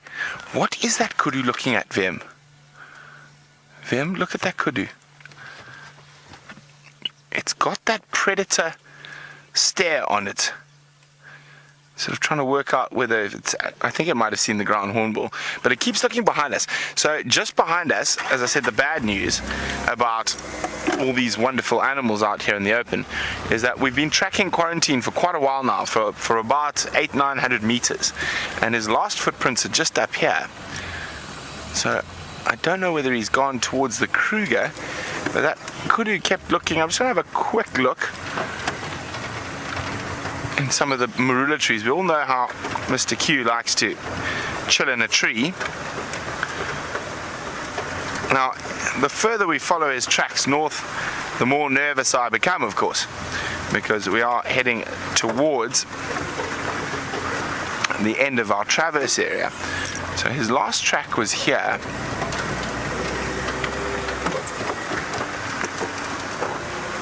Somewhere here. Now, when baboons have been in the area, there it is. It's always quite difficult to figure the difference between leopard tracks and lion tracks and baboon tracks, because they do make it quite difficult. Now I've lost sight. Oh, there we go. Are we too close here? Right. So here we go. We've got the baboon tracks there. Oh, that's too close. Well, we've got baboon tracks everywhere, but there's Quarantine. Or it could be Shivambalan. A big male leopard, nonetheless. So here we go. We've got the toes. And then, there we go. And he's heading directly down towards where all those animals were. So he could be lying in wait in ambush. But we've got so many good sets of eyes here. I mean, we've got impala, we've got kudu, and we've got baboons. So we're going to keep going in that direction, but that's the last track. I think he might have even gone into the Kruger. That's not very nice of you, Mr. Quarantine.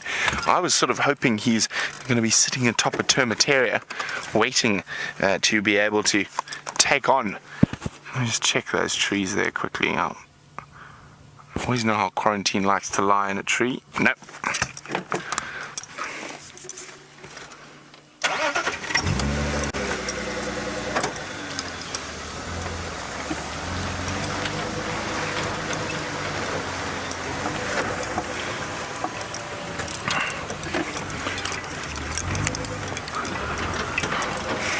But this is the first time I've actually seen baboons here on Cheetah Plains. It looks like quite a decent troop. And they were playing around the waterhole, so we'll go down there to have a look.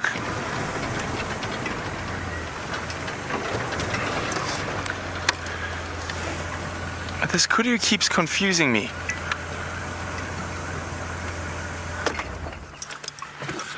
Where are you looking?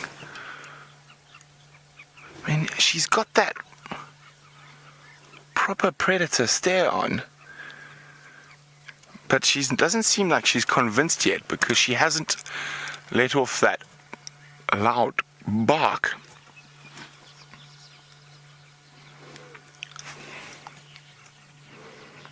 Look at her ears cockeye while she's listening to different things at once. Nah. Okay, well, we're not going to be far, so if she does start that loud alarm bark, we'll be very close by. Now, it is possible that Quarantine could be lying up in this little line of trees here. His last track was around there. It looked like it went that way. I just want to have a quick look here.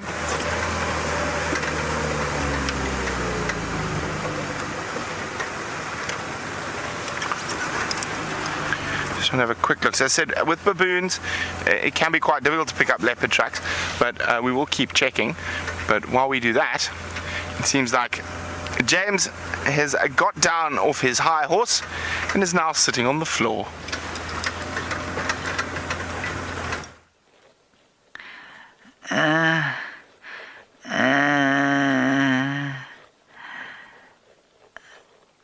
I fell out of the tree. Like Brent hoped that I would. It's his fault I fell out of the tree. I didn't really. Obviously I didn't fall out of the tree. Don't be ridiculous. I would never fall out of a tree. Pfft. Unless it broke, of course. I'm sitting like this because I couldn't find anything of particular note to show you, and I thought this grass is so very pretty, especially when backlit like that. It looks like a field of wheat somewhere, that I thought I would sit amongst it for you, so that you might see and experience the joy that I am experiencing of being out here. Angeli, absolutely correct. It has turned this colour, Angela B, on account of the lack of moisture. There has not been a lot of rain. I think we're probably about 2/3 of the... Maybe not even quite that. Maybe about... I'm going to say about half of the rain that would be expected in a normal season.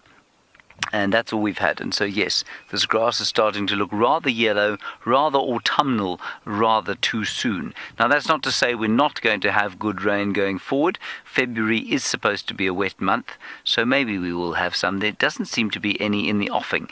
It was promised for next week, but that's... it was a robber fly. But, what was I saying? Oh, yes. But, of course, the further in...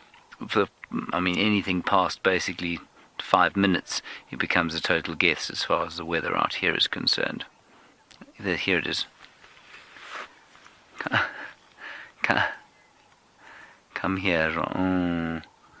There's a robber fly that I think is eating aphids off these Digitaria stalks. Let me just hold this one still and see if it comes back while I answer the question from... you stop me if I go wrong here. Impeached pumpkinhead, is that correct? Impeached pumpkinhead? Could that have a veiled reference to someone in reality? Impeached pumpkinhead, you want to know if I think the deforestation of the Congo rainforest has made any difference out here climatically. Look, I suppose it's possible. we don't actually know how much of the Congo rainforest and that central basin forest has been cleared, largely, I might say, by Western logging companies. And it's not quite as well surveyed, I don't think, as the Amazon, so we don't know by how many hectares it's being reduced every year. I'm going to say no, I don't think it has. I'm sure there have been micro changes, no doubt, but I don't think you'll find that the deforestation has been extensive enough to affect the climate down here. I might be wrong, but I think the areas there are so inaccessible, so inhospitable, that unless, that they don't seem to be like the Brazilian Amazonian rainforest, where it seems to be a lot easier to get in there, and there's people that living there are a lot more technologically advanced. So, no, I don't think so. And, yeah, I mean, it's a great tragedy, that sort of area, and many parts of Africa, many parts of the whole world, are taken apart by unscrupulous people. And, it's a very similar thing to the rhino poaching problem, where we have a situation of very hungry, very desperate local people doing the actual chopping and felling of the trees, or you have local politicians who are taking bribes and things from companies overseas. And we have a situation, this is very interesting after I carry on. We have a situation where I think often we tend to look at the disasters that are many African countries and areas and ecosystems, and we tend to sort of harvest blame onto the locals. And so often, that's just not the case. So often, there is, certainly in the case of the rhino poaching, the market is nowhere near Africa. In the case of the wood, for example, that comes out of the Congo Basin, the markets are nowhere near Africa. No one in Africa is using those great big trees. Yes, people used to cut them down to make canoes and that sort of thing, but it's such a negligible proportion of them that it's almost not worth talking about. It's only once we start getting into useful commercial furniture and that sort of thing that we have a problem. Now look over here. This is a cocoon, and I believe it to be the cocoon of the dancing acria, which is the caterpillar that we have found and that I am desperately trying to keep alive on my Waltheria plants back in the camp.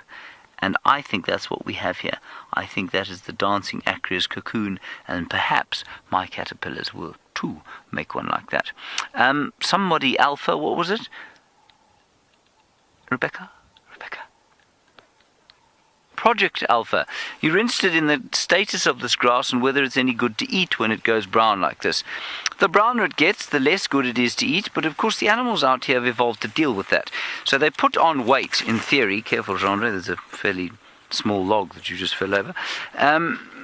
They tend to put on weight during the summer months when everything's nice and green and delicious, and then they eke out a living through the winter months, and hopefully they've put on sufficient weight to get to the point where the next rainy season starts, the grass turns green again, and they can start the cycle again. And as Tristan was talking about earlier, of course, the drought made a huge difference to the buffalo out here. Very poor rains last year, no sort of flush of great green grass, and that meant, of course, that we had a situation that by the time we went into winter, the animals were looking okay, but they didn't have the same reserves. So by the time we came out of winter, we had really a dire situation for many buffalo. Some of the rhino, in fact, dropped dead. Tristan was telling me of an incident where one just got too thirsty and too hungry and died. So yes, enough. At the back end of a good rainy season, this will be sufficient forage for the animals out here. At the back end of a poor rainy season, no, this can be fairly disastrous for animals out here. So what's your head there, Jean-André? Right, we're heading towards Treehouse Dam, and while we do that, I believe that Tristan has got something taking a swim, but it might be a zombie.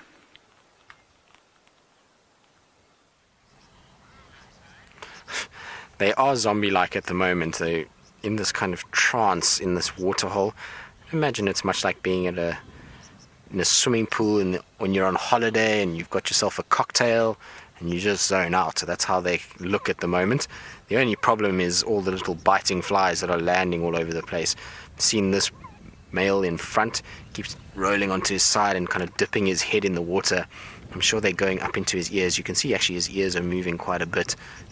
So those flies are probably irritating him quite a bit. And you can actually see the flies flying around his face there. Every time he moves his ears, you can see all of them. There we go. So that's what's driving him crazy. And dropping his head into the mud is just helping, or water is just helping to get rid of them. The problem is when he comes back up again, that moisture that's collecting on his fur is what a lot of those flies are after. They want that moisture and to sequester the moisture off him. Also, they're going to be feeding off little bits of salt and skin that is built up on his skin as well. So be driving him crazy, but luckily the oxpeckers are around and they are looking after him. Oopsie, there's a little splash of the tail that chased the oxpecker. Let's see now if the oxpecker goes towards those ears. Now that can't be comfortable. Oxpecker's pecking at the eye.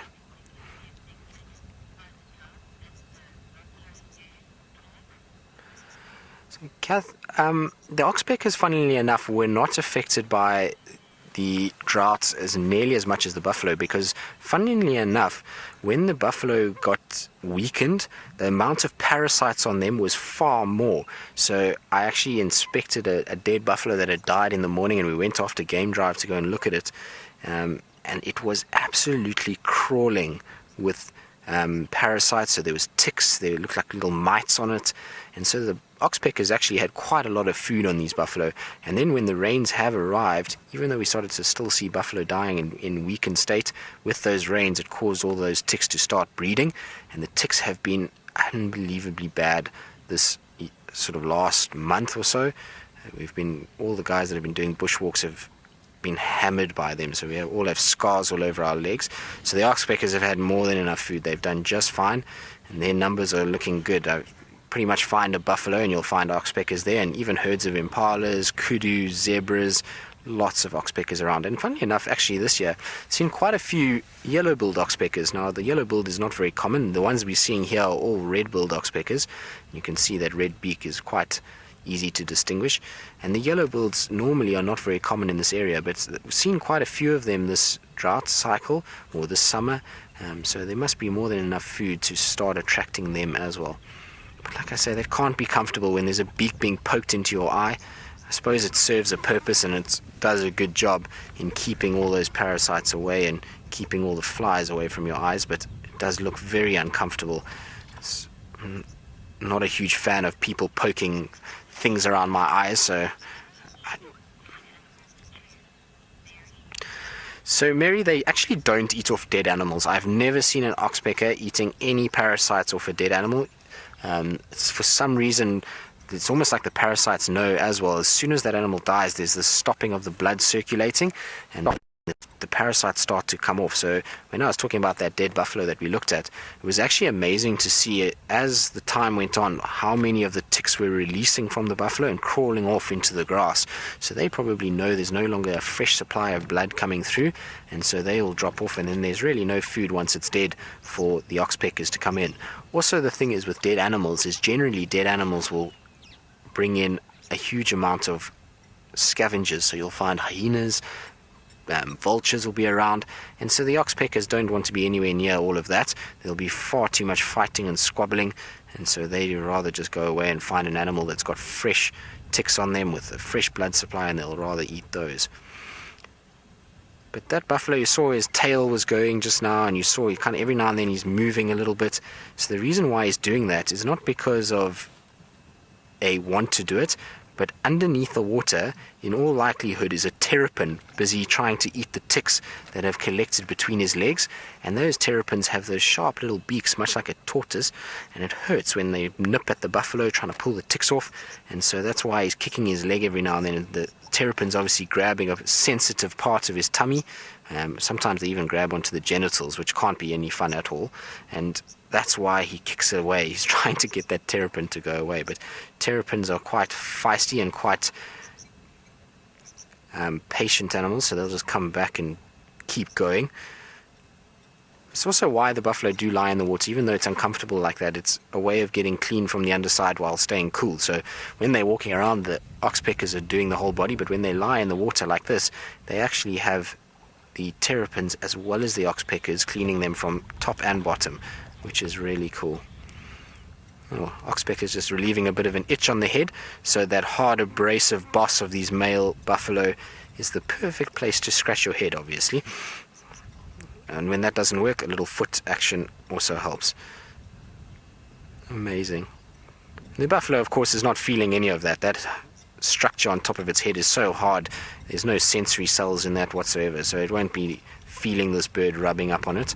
So it won't be too fussed. You can actually see it's not worried about it at all.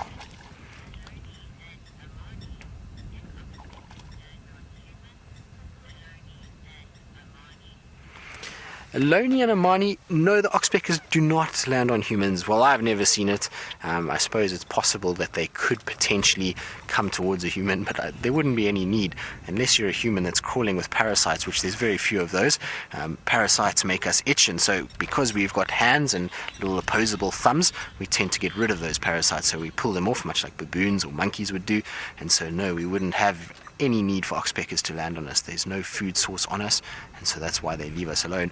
I suppose if we spend time in the bush and kind of never spent time in any sort of civilization and we just lived off the bush, then potentially we could get parasites enough to be able to sustain an oxpecker, but generally we're not tolerant of things landing on us. So if an oxpecker did land on you and start pecking at you, you would probably try and brush it off. So no, they don't. I've never seen them ever on a person, and I doubt that we'll ever get to that point where they will land on people. There's more than enough food on these animals. So while we're looking at those horns, Dina, those horns are there for protection and establishing dominance for mating rights. So these male buffalo will fight when they're going after a female, and how they do that is they basically clash heads. So they'll hit those big horn-like structures together, and they're able to then push one another around and establish this dominance through strength. And then if things like lions attack them, they can use those big hooked horns to thrust at the lions and try and maim and hurt the lions and chase them away. So it's there for protection and for establishing dominance. And you'll find with the males, they have this really big, bulky head-like, helmet-like structure that goes over the head, whereas the females don't have that, and that's because the females don't clash heads nearly as much. They still have horns to be able to try and hook at a predator, but they don't clash heads as much, so they don't need that thickened boss, which is what we call it, to protect the skull like the males do, because the males will come running at each other and hit each other. And you can imagine when there's almost 2,000 pounds of weight coming together, the force applied is quite heavy, and so it would be enough to do some damage to the skull. And so that bone and thickened horn structure is there to protect the head and keep this buffalo safe from harm. It does make them look quite mean as well. They look really very hardcore with their big helmet on top of their head. I often had guests tell me that they look like those judges that have those wigs, and the way that they look at you is like a judge passing sentence on you as well. They always do look quite grumpy, and I'm surprised they're looking grumpy. And like I say, it's the perfect place to be during today. It's been so warm. If I was a buffalo, I would definitely be in a wallow like this. The only problem is that the lions, the tracks that we saw earlier, are not far from here, so they're going to need to be a little bit careful tonight. Hopefully those lions don't come this way for their sake, and they should be okay. Alright, so we're probably going to leave these buffalo and let them carry on with their day at the spa and let them carry on wallowing. While we do that, we're going to go back to Brent, who I believe is still bumbling around Cheetah Plains, looking for any signs of any of the cats that we get that side. Now, look how beautiful it is out here. We are busy trying to find Quarantine. I think he's gone into Kruger. The last tracks were heading this way. But we've got some right in the distance there. There's some giraffe far, far away, inside or in Kruger on the Nkoro boundary. So we're just going to keep checking carefully around here. I was hoping Quarantine might be lying up on the edge of that tree line, watching the impala and baboons and kudu. Now, on another note, and another reason why I'm driving on this boundary, is that I actually saw fresh pangolin tracks here the other morning, and this is the spot where we saw the pangolin. Now I actually think I might come down here early one morning, because if the pangolin regularly uses the same route and it comes through in the early morning when there's still a lot of dew, we'll actually be able to see where it went and maybe even find it.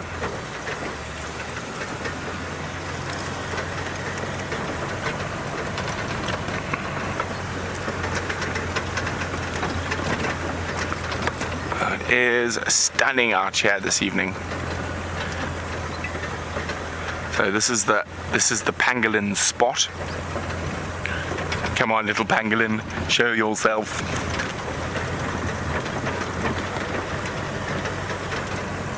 We spotted him just over here.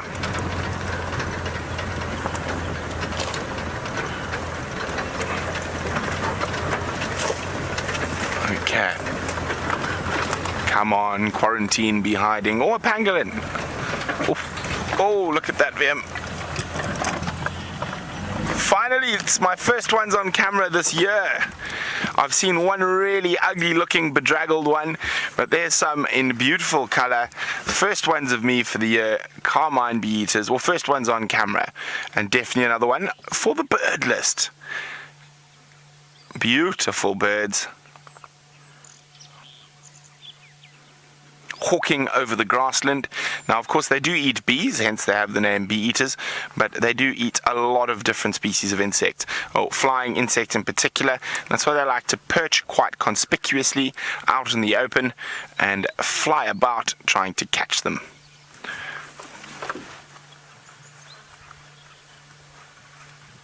Vim, just go to the right slightly. Sorry, to the left, my fault.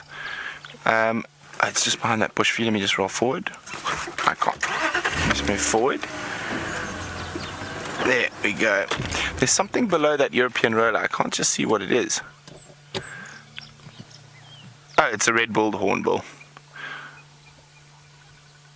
Here we go. European roller, red-billed hornbill, all sitting out in the open, hoping to take advantage of the insects as they get moving in the late evening.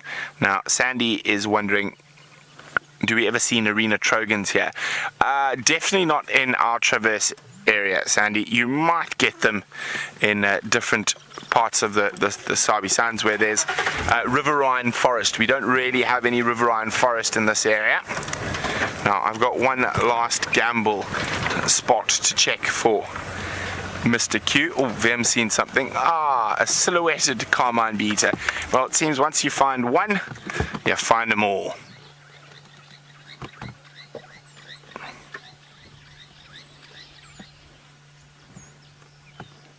Bit of a higher perch than the last one.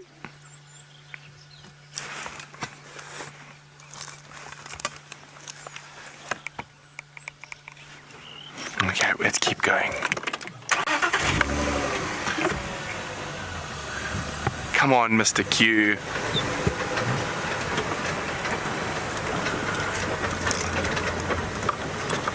So, as I just mentioned, Sandy, that Narina trogons only occur in riverine forests or forested areas, and we don't have any of that in this part of the Sabi Sands. They're possibly along the Sand River and the Sabi River in this area. Now, let's see if we can see any leopard tracks on the boundary. So this is the spot where I saw those pangolin tracks a couple of days ago.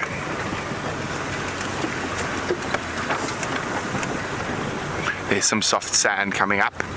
Has Mr. Q eluded us? He could have crossed behind us, of course. Some elephant tracks, hippo tracks.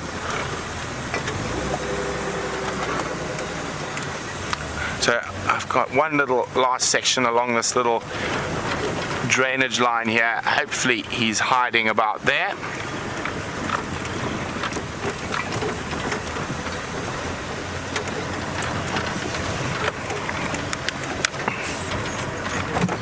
Vim seen something?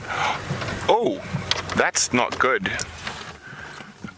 That's not good at all, but well spotted, Vim.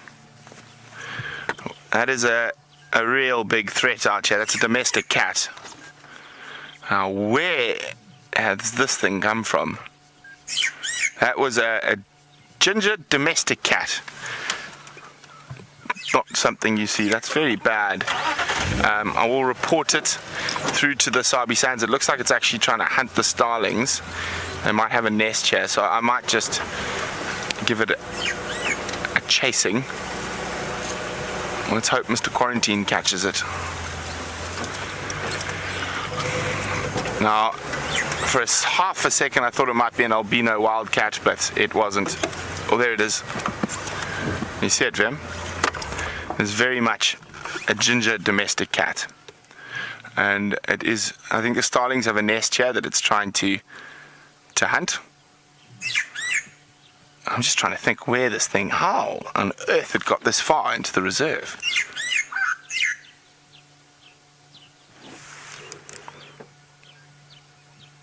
Okay, well, let's hope that something eats it.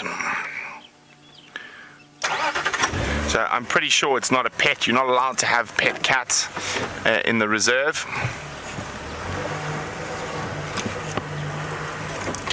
Oh dearie, dearie, dearie me. I'm going to have to report that to the Sabi Sands.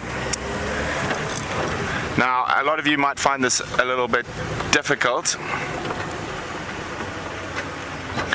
That I'm going to have to report that cat through to the Sabi Sands, and what they will do is they'll come down here at night with a spotlight and they will destroy it. Now, it probably doesn't have rabies, but you never know. The biggest problem with domestic cats in an area like this is they interbreed with African wildcats, and they do some serious damage to wildcat genetics. They end up, wildcats that are crossed with domestic cats end up losing that lovely pink coloration around their ears. They also get much shorter legs, and apart from that, domestic cats are the devil out here. They're responsible for 85% of the worldwide avian extinctions in the last 100 years. They have wiped out entire species of gecko, lizard, and bird. They are terrible, terrible creatures in a wild environment, and we're definitely going to have to report that.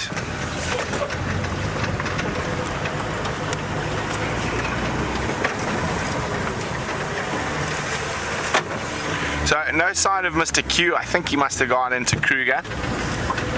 We're going to have a quick check through the center of Cheetah Plains. Oh, there we go, a bit closer to us this time. Don't fly, don't fly. There we go.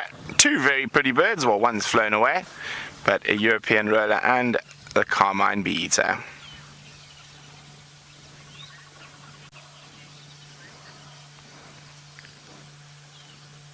Oh, goodbye, pretty little carmine. We're going to go back to the not so pretty James Henry, who's still marching about.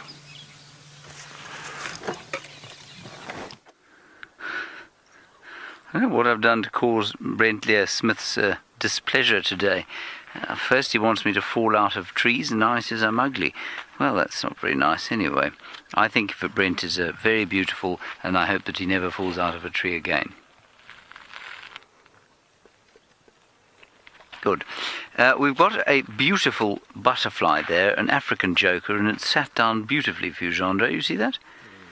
And it is sat down upside down, and it is now probably going to settle there for the night. And I'll tell you, I didn't realize they did this. I mean, obviously I must have had an idea, an inkling of it, but once the temperature drops, this is what they do. And I had the experience with those citrus swallowtails the other day that came into some long grass. They flitted about each other exactly like this one was doing, and then suddenly, pretty much as the sun dipped below the horizon, they stopped and they did this, and they rested on grass stalks, hidden possibly in amongst the grass and with their wings folded so they won't be spotted during the course of the night by something like a genet perhaps, or even, I guess, no, a nightjar wouldn't go for that. Nightjar would only catch on the wing. So I think you'll probably find that they're pretty safe sitting like that one is. Just as the sun goes down, I don't think it's going to move again for the rest of the night. How beautiful. It does make you wonder, there's so much life and abundance around here in every little patch of bush. Every time I think about taking a bushwalk in winter, I get nervous. Because, of course, there just isn't the same abundance of life and different discovery to be made. I'm sorry about that domestic cat as well. Really rather a difficult situation, frankly. Difficult to know what else to do with it other than destroy it. I suppose they might try and catch it, but then what, you know? Anyway, hopefully they will sort that problem out. It really is a problem for the African wildcat, as Brent was saying, I'm sure.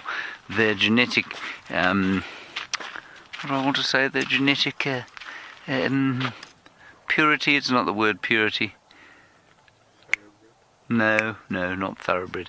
Anyway, purity will do. Their genetic purity has been severely threatened by domestic cats. Of course, all domestic cats come from the African wildcat, originally domesticated by the Egyptians up in North Africa.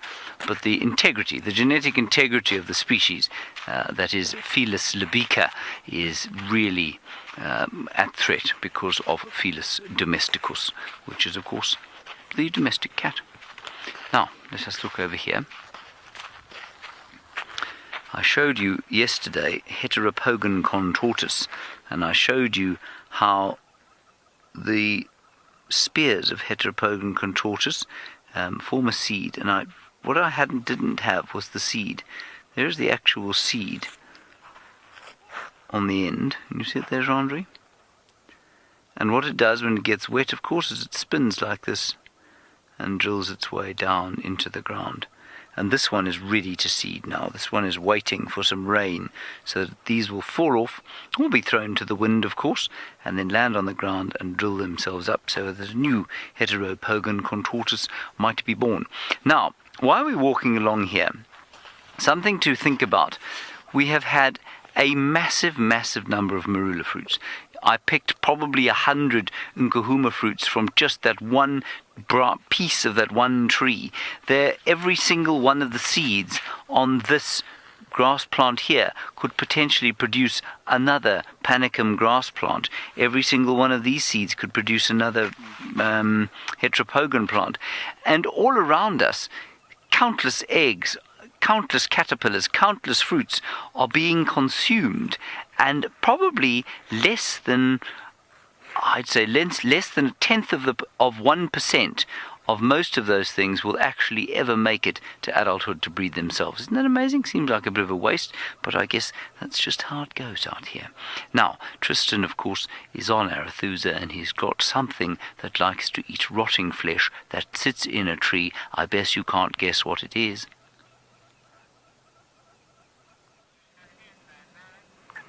So there's very few things that eat rotting flesh out here, and that's because it's not the nicest thing to do. But we do have two flesh eaters. They are hooded vultures, so the two of them together. Now these guys are fairly common at big carcasses, but very seldom you find them just sitting in the trees like this. So quite a nice find. Now the Nkuhuma tracks are all over this area, and we are right on the boundary. So this is where they crossed north and back into Simbambili. But I wonder if they maybe didn't manage to catch something last night, and that's why the hooded vultures are here. Very seldom you'll see hooded vultures around unless there is some sort of meat that was around. I don't see any sort of food in their crop. Their crops are empty, so it looks like they haven't fed off anything. But maybe they've seen the lions around this area, and they were just looking to see if the lions had food, and they've now landed to roost for the evening. It's getting to that time of the day where all the birds are finding an area to rest and to spend the evening. And you can see the hooded vulture just by its small beak. It's so distinctive even from far away. That little narrow slender beak that it has is very diagnostic, and the reason why it has such a small beak is because these little hooded vultures are the ones that come in and eat last. So when there is a carcass and all the other vultures come down, they have those big thick beaks, and so they are able to open the carcass and take off all the big chunks. But there's still lots of meat that is left between all the little nooks and crannies and in between the bones.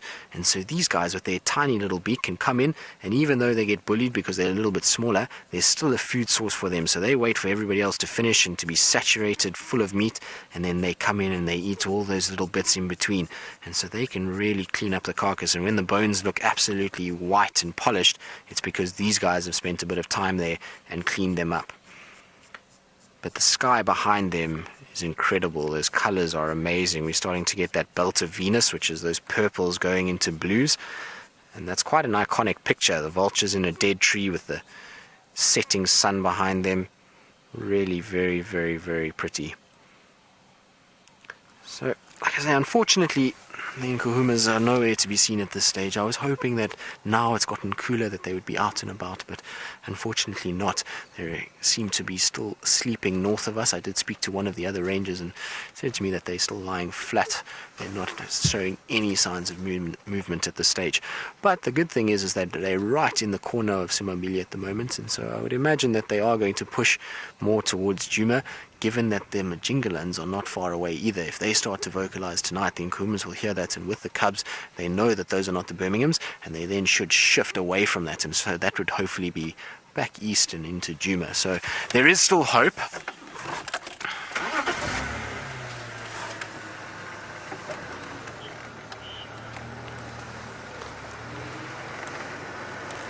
So I'm just checking just to see. I know that these Nkuhumas were left open, so there was nobody around, and it's possible that they could have gotten up while nobody's been there and moved again. So I'm just looking very carefully just to see if there's any sign of them coming back this way. Hopefully it's going to happen. It would be an incredible stroke of luck if they did. You know, sometimes with lions it's funny. You see lots of vultures here as well. So there's definitely probably a probability that these Nkuhumas managed to get something last night, or maybe early hours of this morning, and that's why these are all these vultures. You can see those are slightly different vultures. Those are the white-backed vultures. You can see the size of their beak is much, much larger than what you saw on the hooded vulture. These two are normally the first to arrive to the carcass. The white-backs and the hoodeds are your first two, and they're most common vulture that we see here. We do get another three species actually, that we see on carcasses, but generally they only arrive at really big carcasses. So when you see the lappet-faced and the white-headed, it's normally at big things like hippos or elephants that have died, and when the meat is still quite fresh. And the other one that we do see here is the Cape vulture, which looks exactly like this white-backed, but it has a honey-colored eye. It doesn't have the dark eye that the white-backed has. But none of them have got full crops, so whatever was here was eaten by something else other than them. They definitely didn't get any of it, unfortunately, for these birds. Like I say, sometimes what you will find is when the lions are around, they tend to fly over the lions to see what's going on, and then they land and it attracts other vultures, and you end up with a system where there's a whole bunch of vultures together. So that could be why they're here. But I would imagine in all likelihood that the Nkuhumas maybe killed something small. The Nkuhumas often go after things like kudu, and between so many lions, especially now with the little ones getting so big, they are going to be eating that kudu finished. There'll be nothing left quite quickly, so there'll just be a few scraps for the vultures to fight over. And we had a little squirrel dart across the road there. There we go. Oh, really are quite quick. So I'm just listening. It seems like I can hear some baboons' alarm calling really far in the distance. So it was one alarm call, and it sounded like somewhere near where we left Xongile and Karula. I wonder if maybe Hosana is not heading that way at the moment. Gone quiet again. So sometimes the baboons, they don't shout nearly as much as the monkeys. They'll let out one, and then a few minutes pass, and then another one, especially if the predator is very far away. If you had a predator very close by, then the baboons do shout quite a bit. But in this case, they're not shouting too much, so I would imagine it's just them seeing something right in the distance. Sometimes they can be mistaken and they see a duiker or a steenbok or a small antelope bounding away and through, and they then shout about that, and then once they get a clear view they stop as they realize it's not a predator. But alas, no sign of the Nkuhumas coming southwards. I also did hear a squirrel while we were sitting with that squirrel, alarm calling quite far north of us, so maybe that's where they're lying. The guys said it's not too far north of the boundary, so it would be about where that squirrel was alarm calling.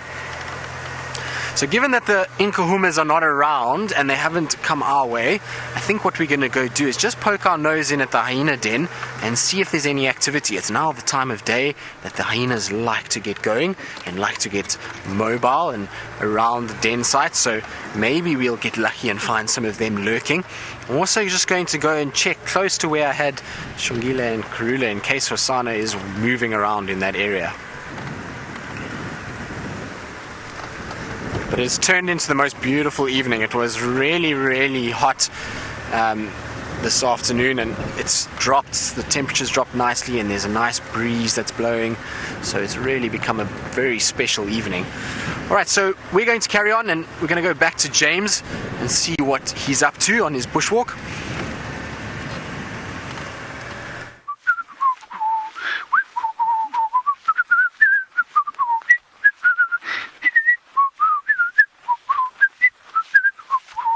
I fancied myself as being the drum major in front of a very large pipe band at one stage of my life, but I suppose at 40 it's probably a little bit old.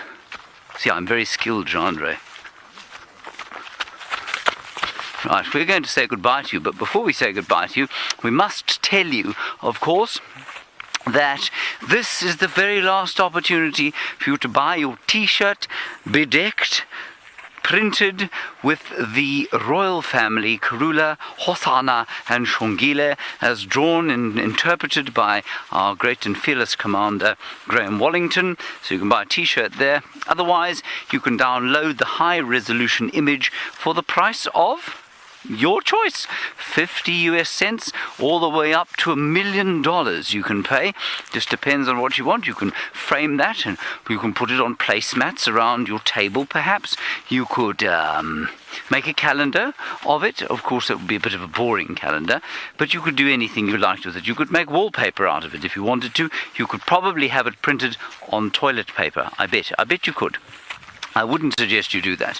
Anyway, this is your very last opportunity to do this, and you do that by going to royalbirthday.wildearth.tv, and you can then buy yourself a t-shirt or download the high-resolution image for printing on the medium of your choice. Like I say, it could be a canvas, it might be a placemat, it might be your wallpaper. Who knows? So this is the very last opportunity for you to do that. Then I have one last thing to show you, and that is the nearly full moon over there. Is it not beautiful, Jean-Andre? That's what Jean-Andre's response, everybody.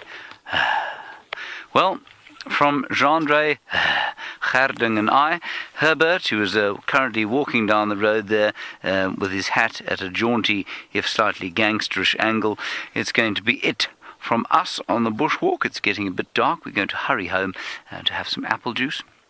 While we do that, of course, well, you're going to be having another half hour or so of wonderful driving around the spectacular wilderness. Until tomorrow, goodbye from me.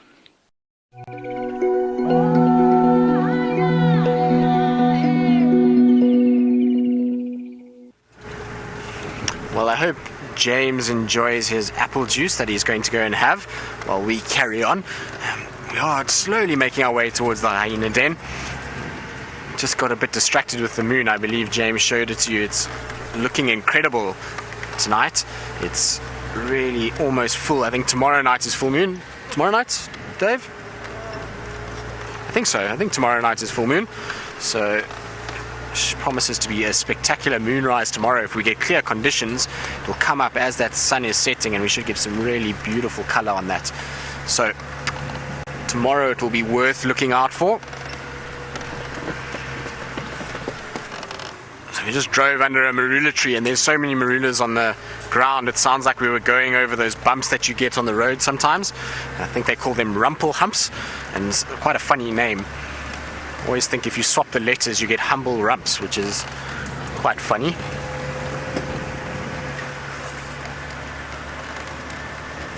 But I'm sure there'll be a multitude of insects and tortoises that will be very happy with us going over those marulas, because what we will have done is now split open the skin and all that nutritious juice and all the little bits. Oh, sorry, little dove, I was too busy talking there, I didn't see you.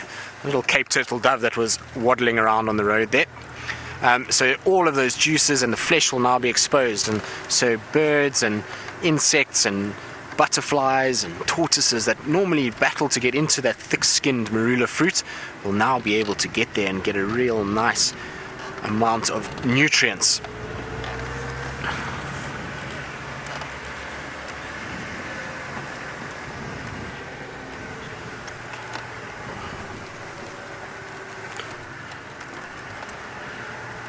So I'm just scanning around, looking, as now's the time that to look in all the trees. So, Jilly, a false marula tree looks very similar to a marula. It's not quite the same thing, but it does look quite similar. I'm actually looking for one for you as we're going. It has a slightly different bark, but they do look really very similar, and that's why it's gotten its name. I haven't seen any just yet, but I'll keep looking out for them. They're quite a pretty tree. Like I say, very similar to the marula, except that the bark is slightly bigger and they don't have nearly as many white patches on them like the marulas do. So there should be some around. I haven't seen any on this particular road before.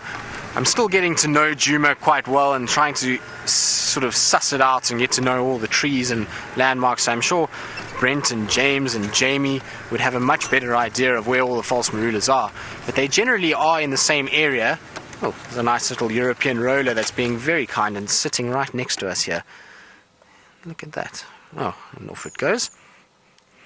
But that was very, very close. Often these European rollers and lilac-breasted rollers, they're quite good if they're sitting a little bit further afield, but when you come up with the car, they often fly away. Alright, so we're going to go across to Brent, who I believe has got a little stringer for us. Well, at the moment, it is going to be scavenging a lot of marula fruit. It's a side-striped jackal. We're on Chitwa at the moment. And, oh, it's getting ready to move along as it gets cooler. And you can see the very distinct white tip on the tail of the side-striped jackal. Now, they are less scavengers than their cousins, the black-backed jackal. And they are more omnivorous. They do eat a lot of fruit and a lot of insects.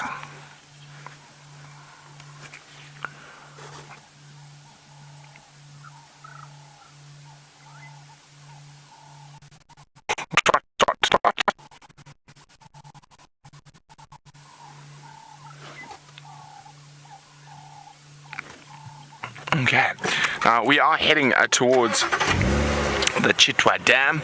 See what's happening there.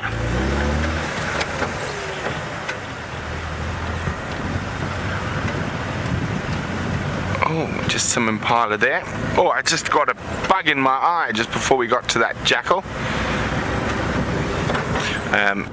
1 second, I just need to chat to Tristan quickly.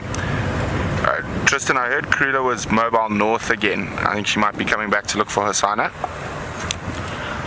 So there we go. I just heard on the eastern channel that Karula was heading towards the north, and she might be coming to look for her signer. She's killed a young kudu to the south of our boundary.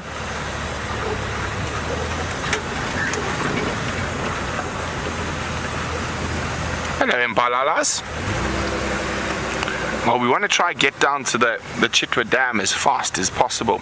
See what's going on there. Oh, it looks like we might have an impala dance off, a bit of playing. Let's just have a quick look.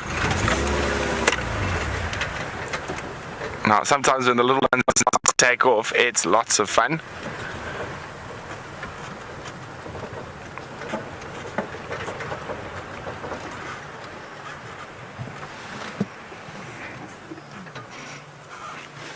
No, it was just one who decided it was time for a silly 5 minutes.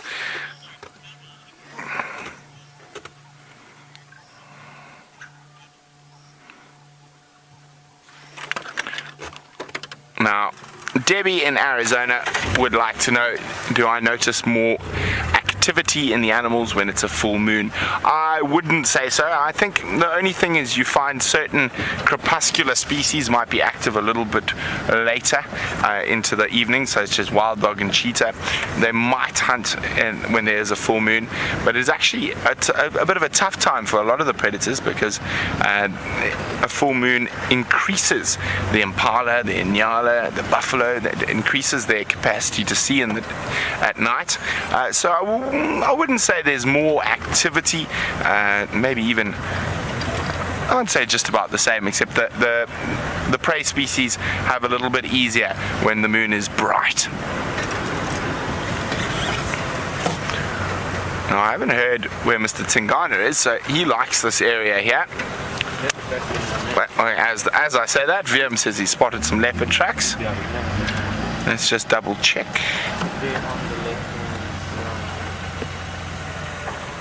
Okay, let me just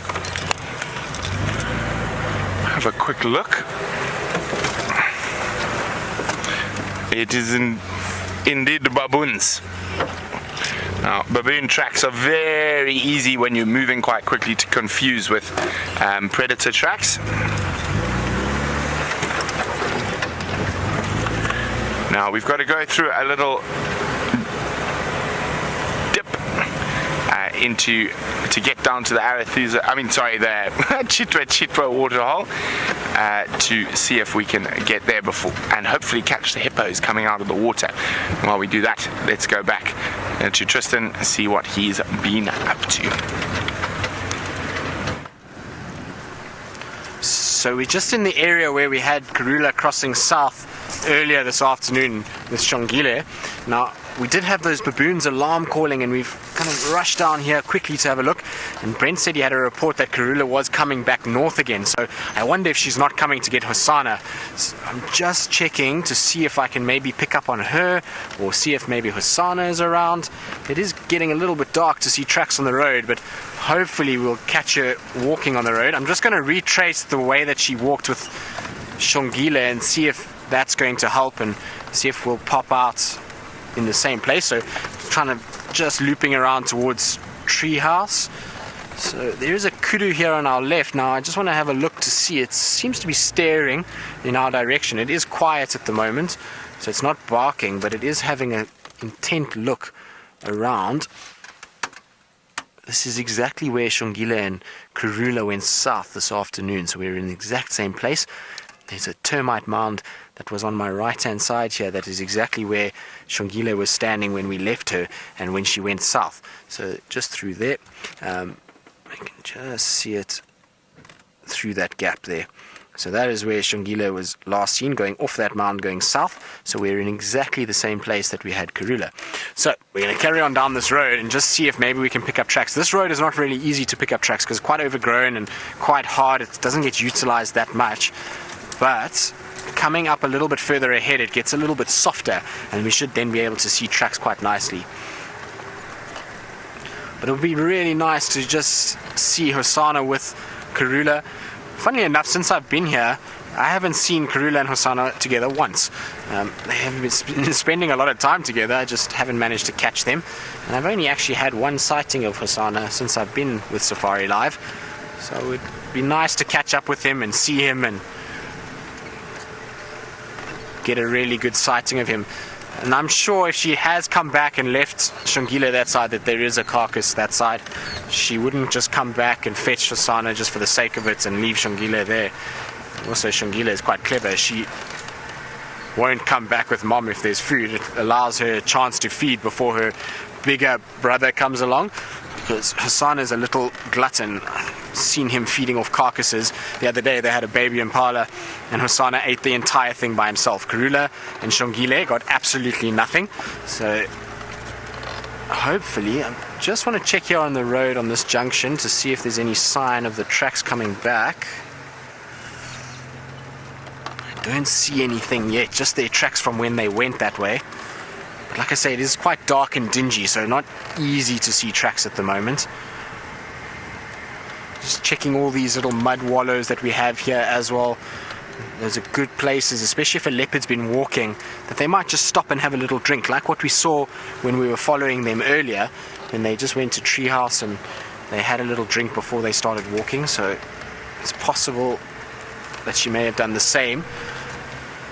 I haven't heard any baboons alarm calling again or any other animals, but what I'll do is when I get to treehouse, I'm just going to turn off for a bit and just have a listen. If she is mobile, then sometimes you'll pick up some sort of audio of birds or squirrels or impalas, kudu, the baboons. Lots of tracks on the road from when they walked. I'm just trying to see if I can see any tracks of them going back. It does look like she did come back, and indeed there are tracks of her going back towards Treehouse Dam. So maybe she's going to be here. They are on top of our tracks from this afternoon, so they're very fresh.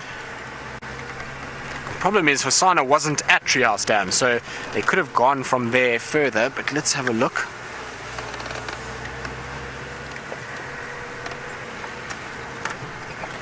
It's always so exciting when you get tracks for a leopard and you're following it along and sitting in anticipation, hoping that she's just going to appear in front of you on the road. It's a sense of excitement that is quite difficult to explain. So we're just coming up towards Treehouse Pan now, and this would be where I hoped she would be. And hopefully if she has gone off the road, that she does start to call like she was doing earlier this afternoon. That'll just help us a little bit.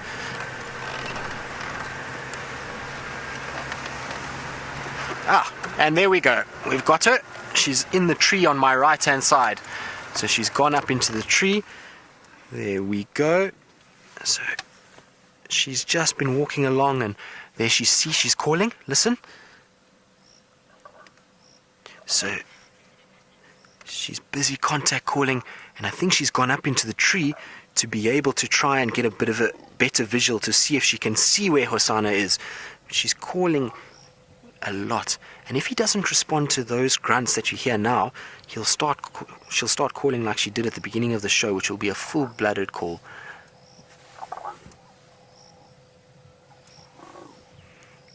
So nice to hear her calling.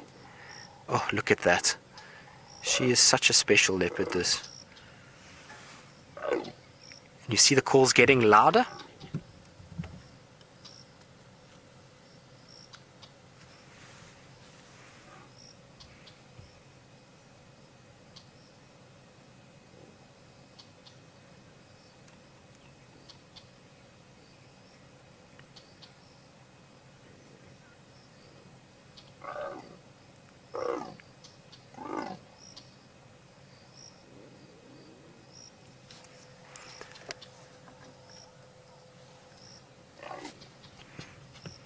So there's that chuffing sound we were talking about earlier, more nasal sound, and you can see her call was getting more louder and louder.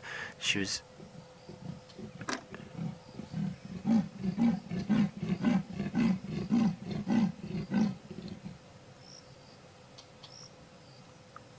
so after she's called like that, she's now listening, trying to see if she can hear any response.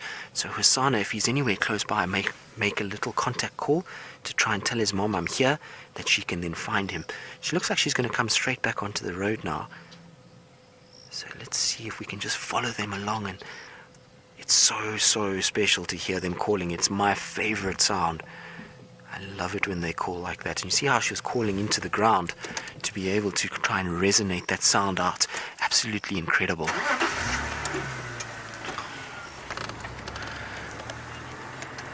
Alright, so we're going to follow her for a little bit and see where she takes us. And while we do that, I believe Brent has got a beautiful reflection of the moon in the water.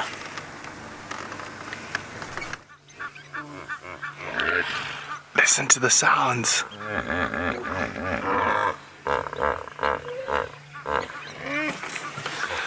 Oh, isn't that awesome? All the hippos waking up, getting ready to head out on their nocturnal flurries. Now, the mom and the little baby are quite close to the edge over there, but it is getting quite dark. You just see the little baby's head pop up every now and then. Unfortunately, I think the hippos are only going to get out of the water after dark.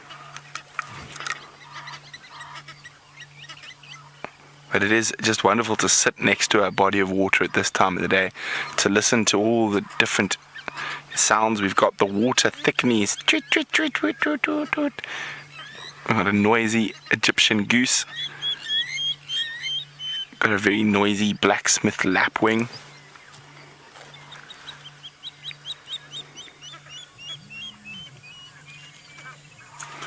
A very, very pleasant spot to sit for a while. You can see lots of Xongile in front of the lodge.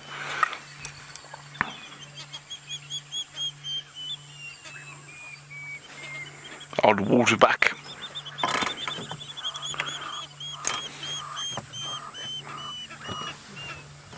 Look at that, what we got there? Hello, hippos. So they're probably going to get out of the water in about half an hour or so. Oh, there's some displaying going.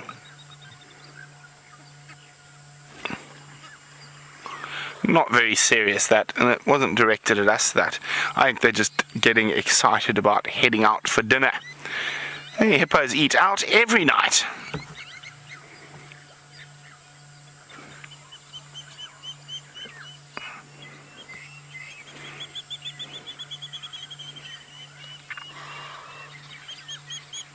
Look at how pretty that is in front of the Xongile, with the swimming with the moonlight reflecting. Look at that, isn't that gorgeous? There's the baby! There's the little one! Do you see him pop out? Oh, keeping up with Mom, bouncing along the bottom next to her. There he is. So she's in the shallows there, and the little one's bouncing up and down. Oh, she's after a crocodile. She just bumped into the crocodile, I think.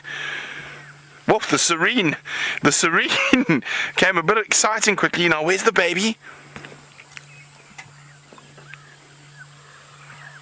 I think she pretty much almost stepped on the crocodile.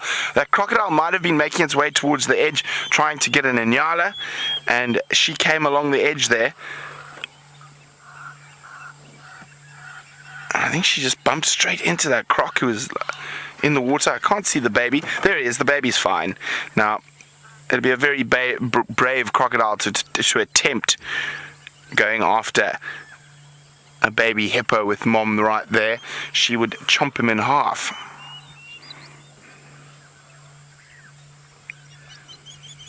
And you can see how quickly she reacted. Well done, Mom.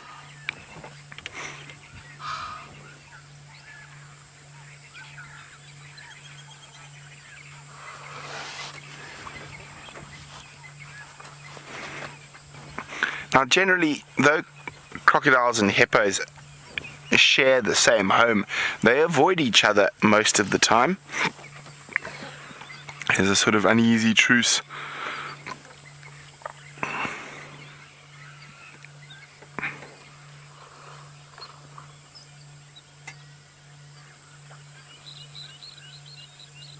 I think the baby's on the other side of her at the moment.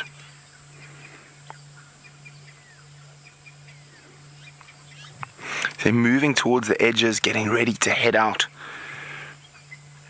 I just caught the view of the baby. He's on the other side of her. Now, what I think she's doing at the moment is she's rolling half onto her side so the little one can nurse. Yes, that's what she's doing. So she's rolling onto her side there, so she's going straight up again now. So she's rolling onto the side so the baby can nurse.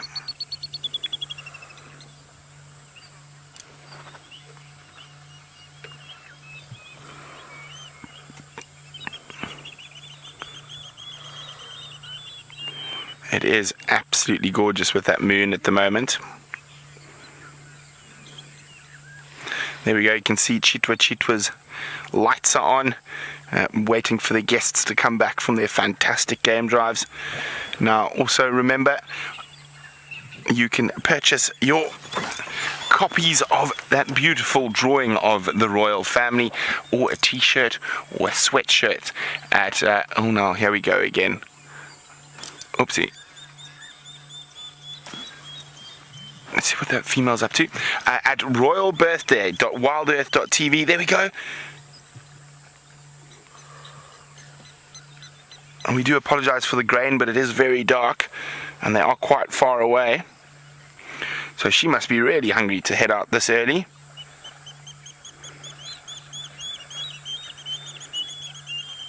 Look at how small it is!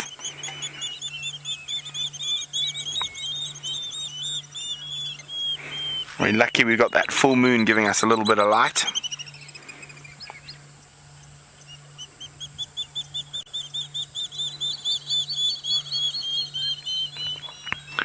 Start maintaining the hippo lawns.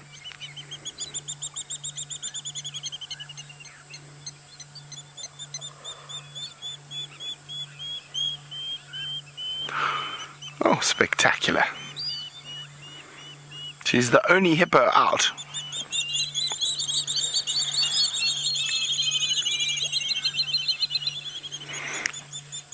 Okay, well, we're going to leave the hippos to maintain their lawns.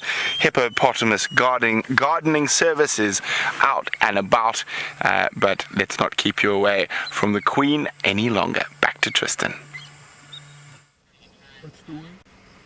Well, I'm glad the gardening service is out. It's needed. There are some areas, especially down towards Chitwa and Cheetah Plains, that the grass is very long. So it'll be quite nice if they come out and just garden everything and make it a little bit shorter, make it far easier for us to off-road.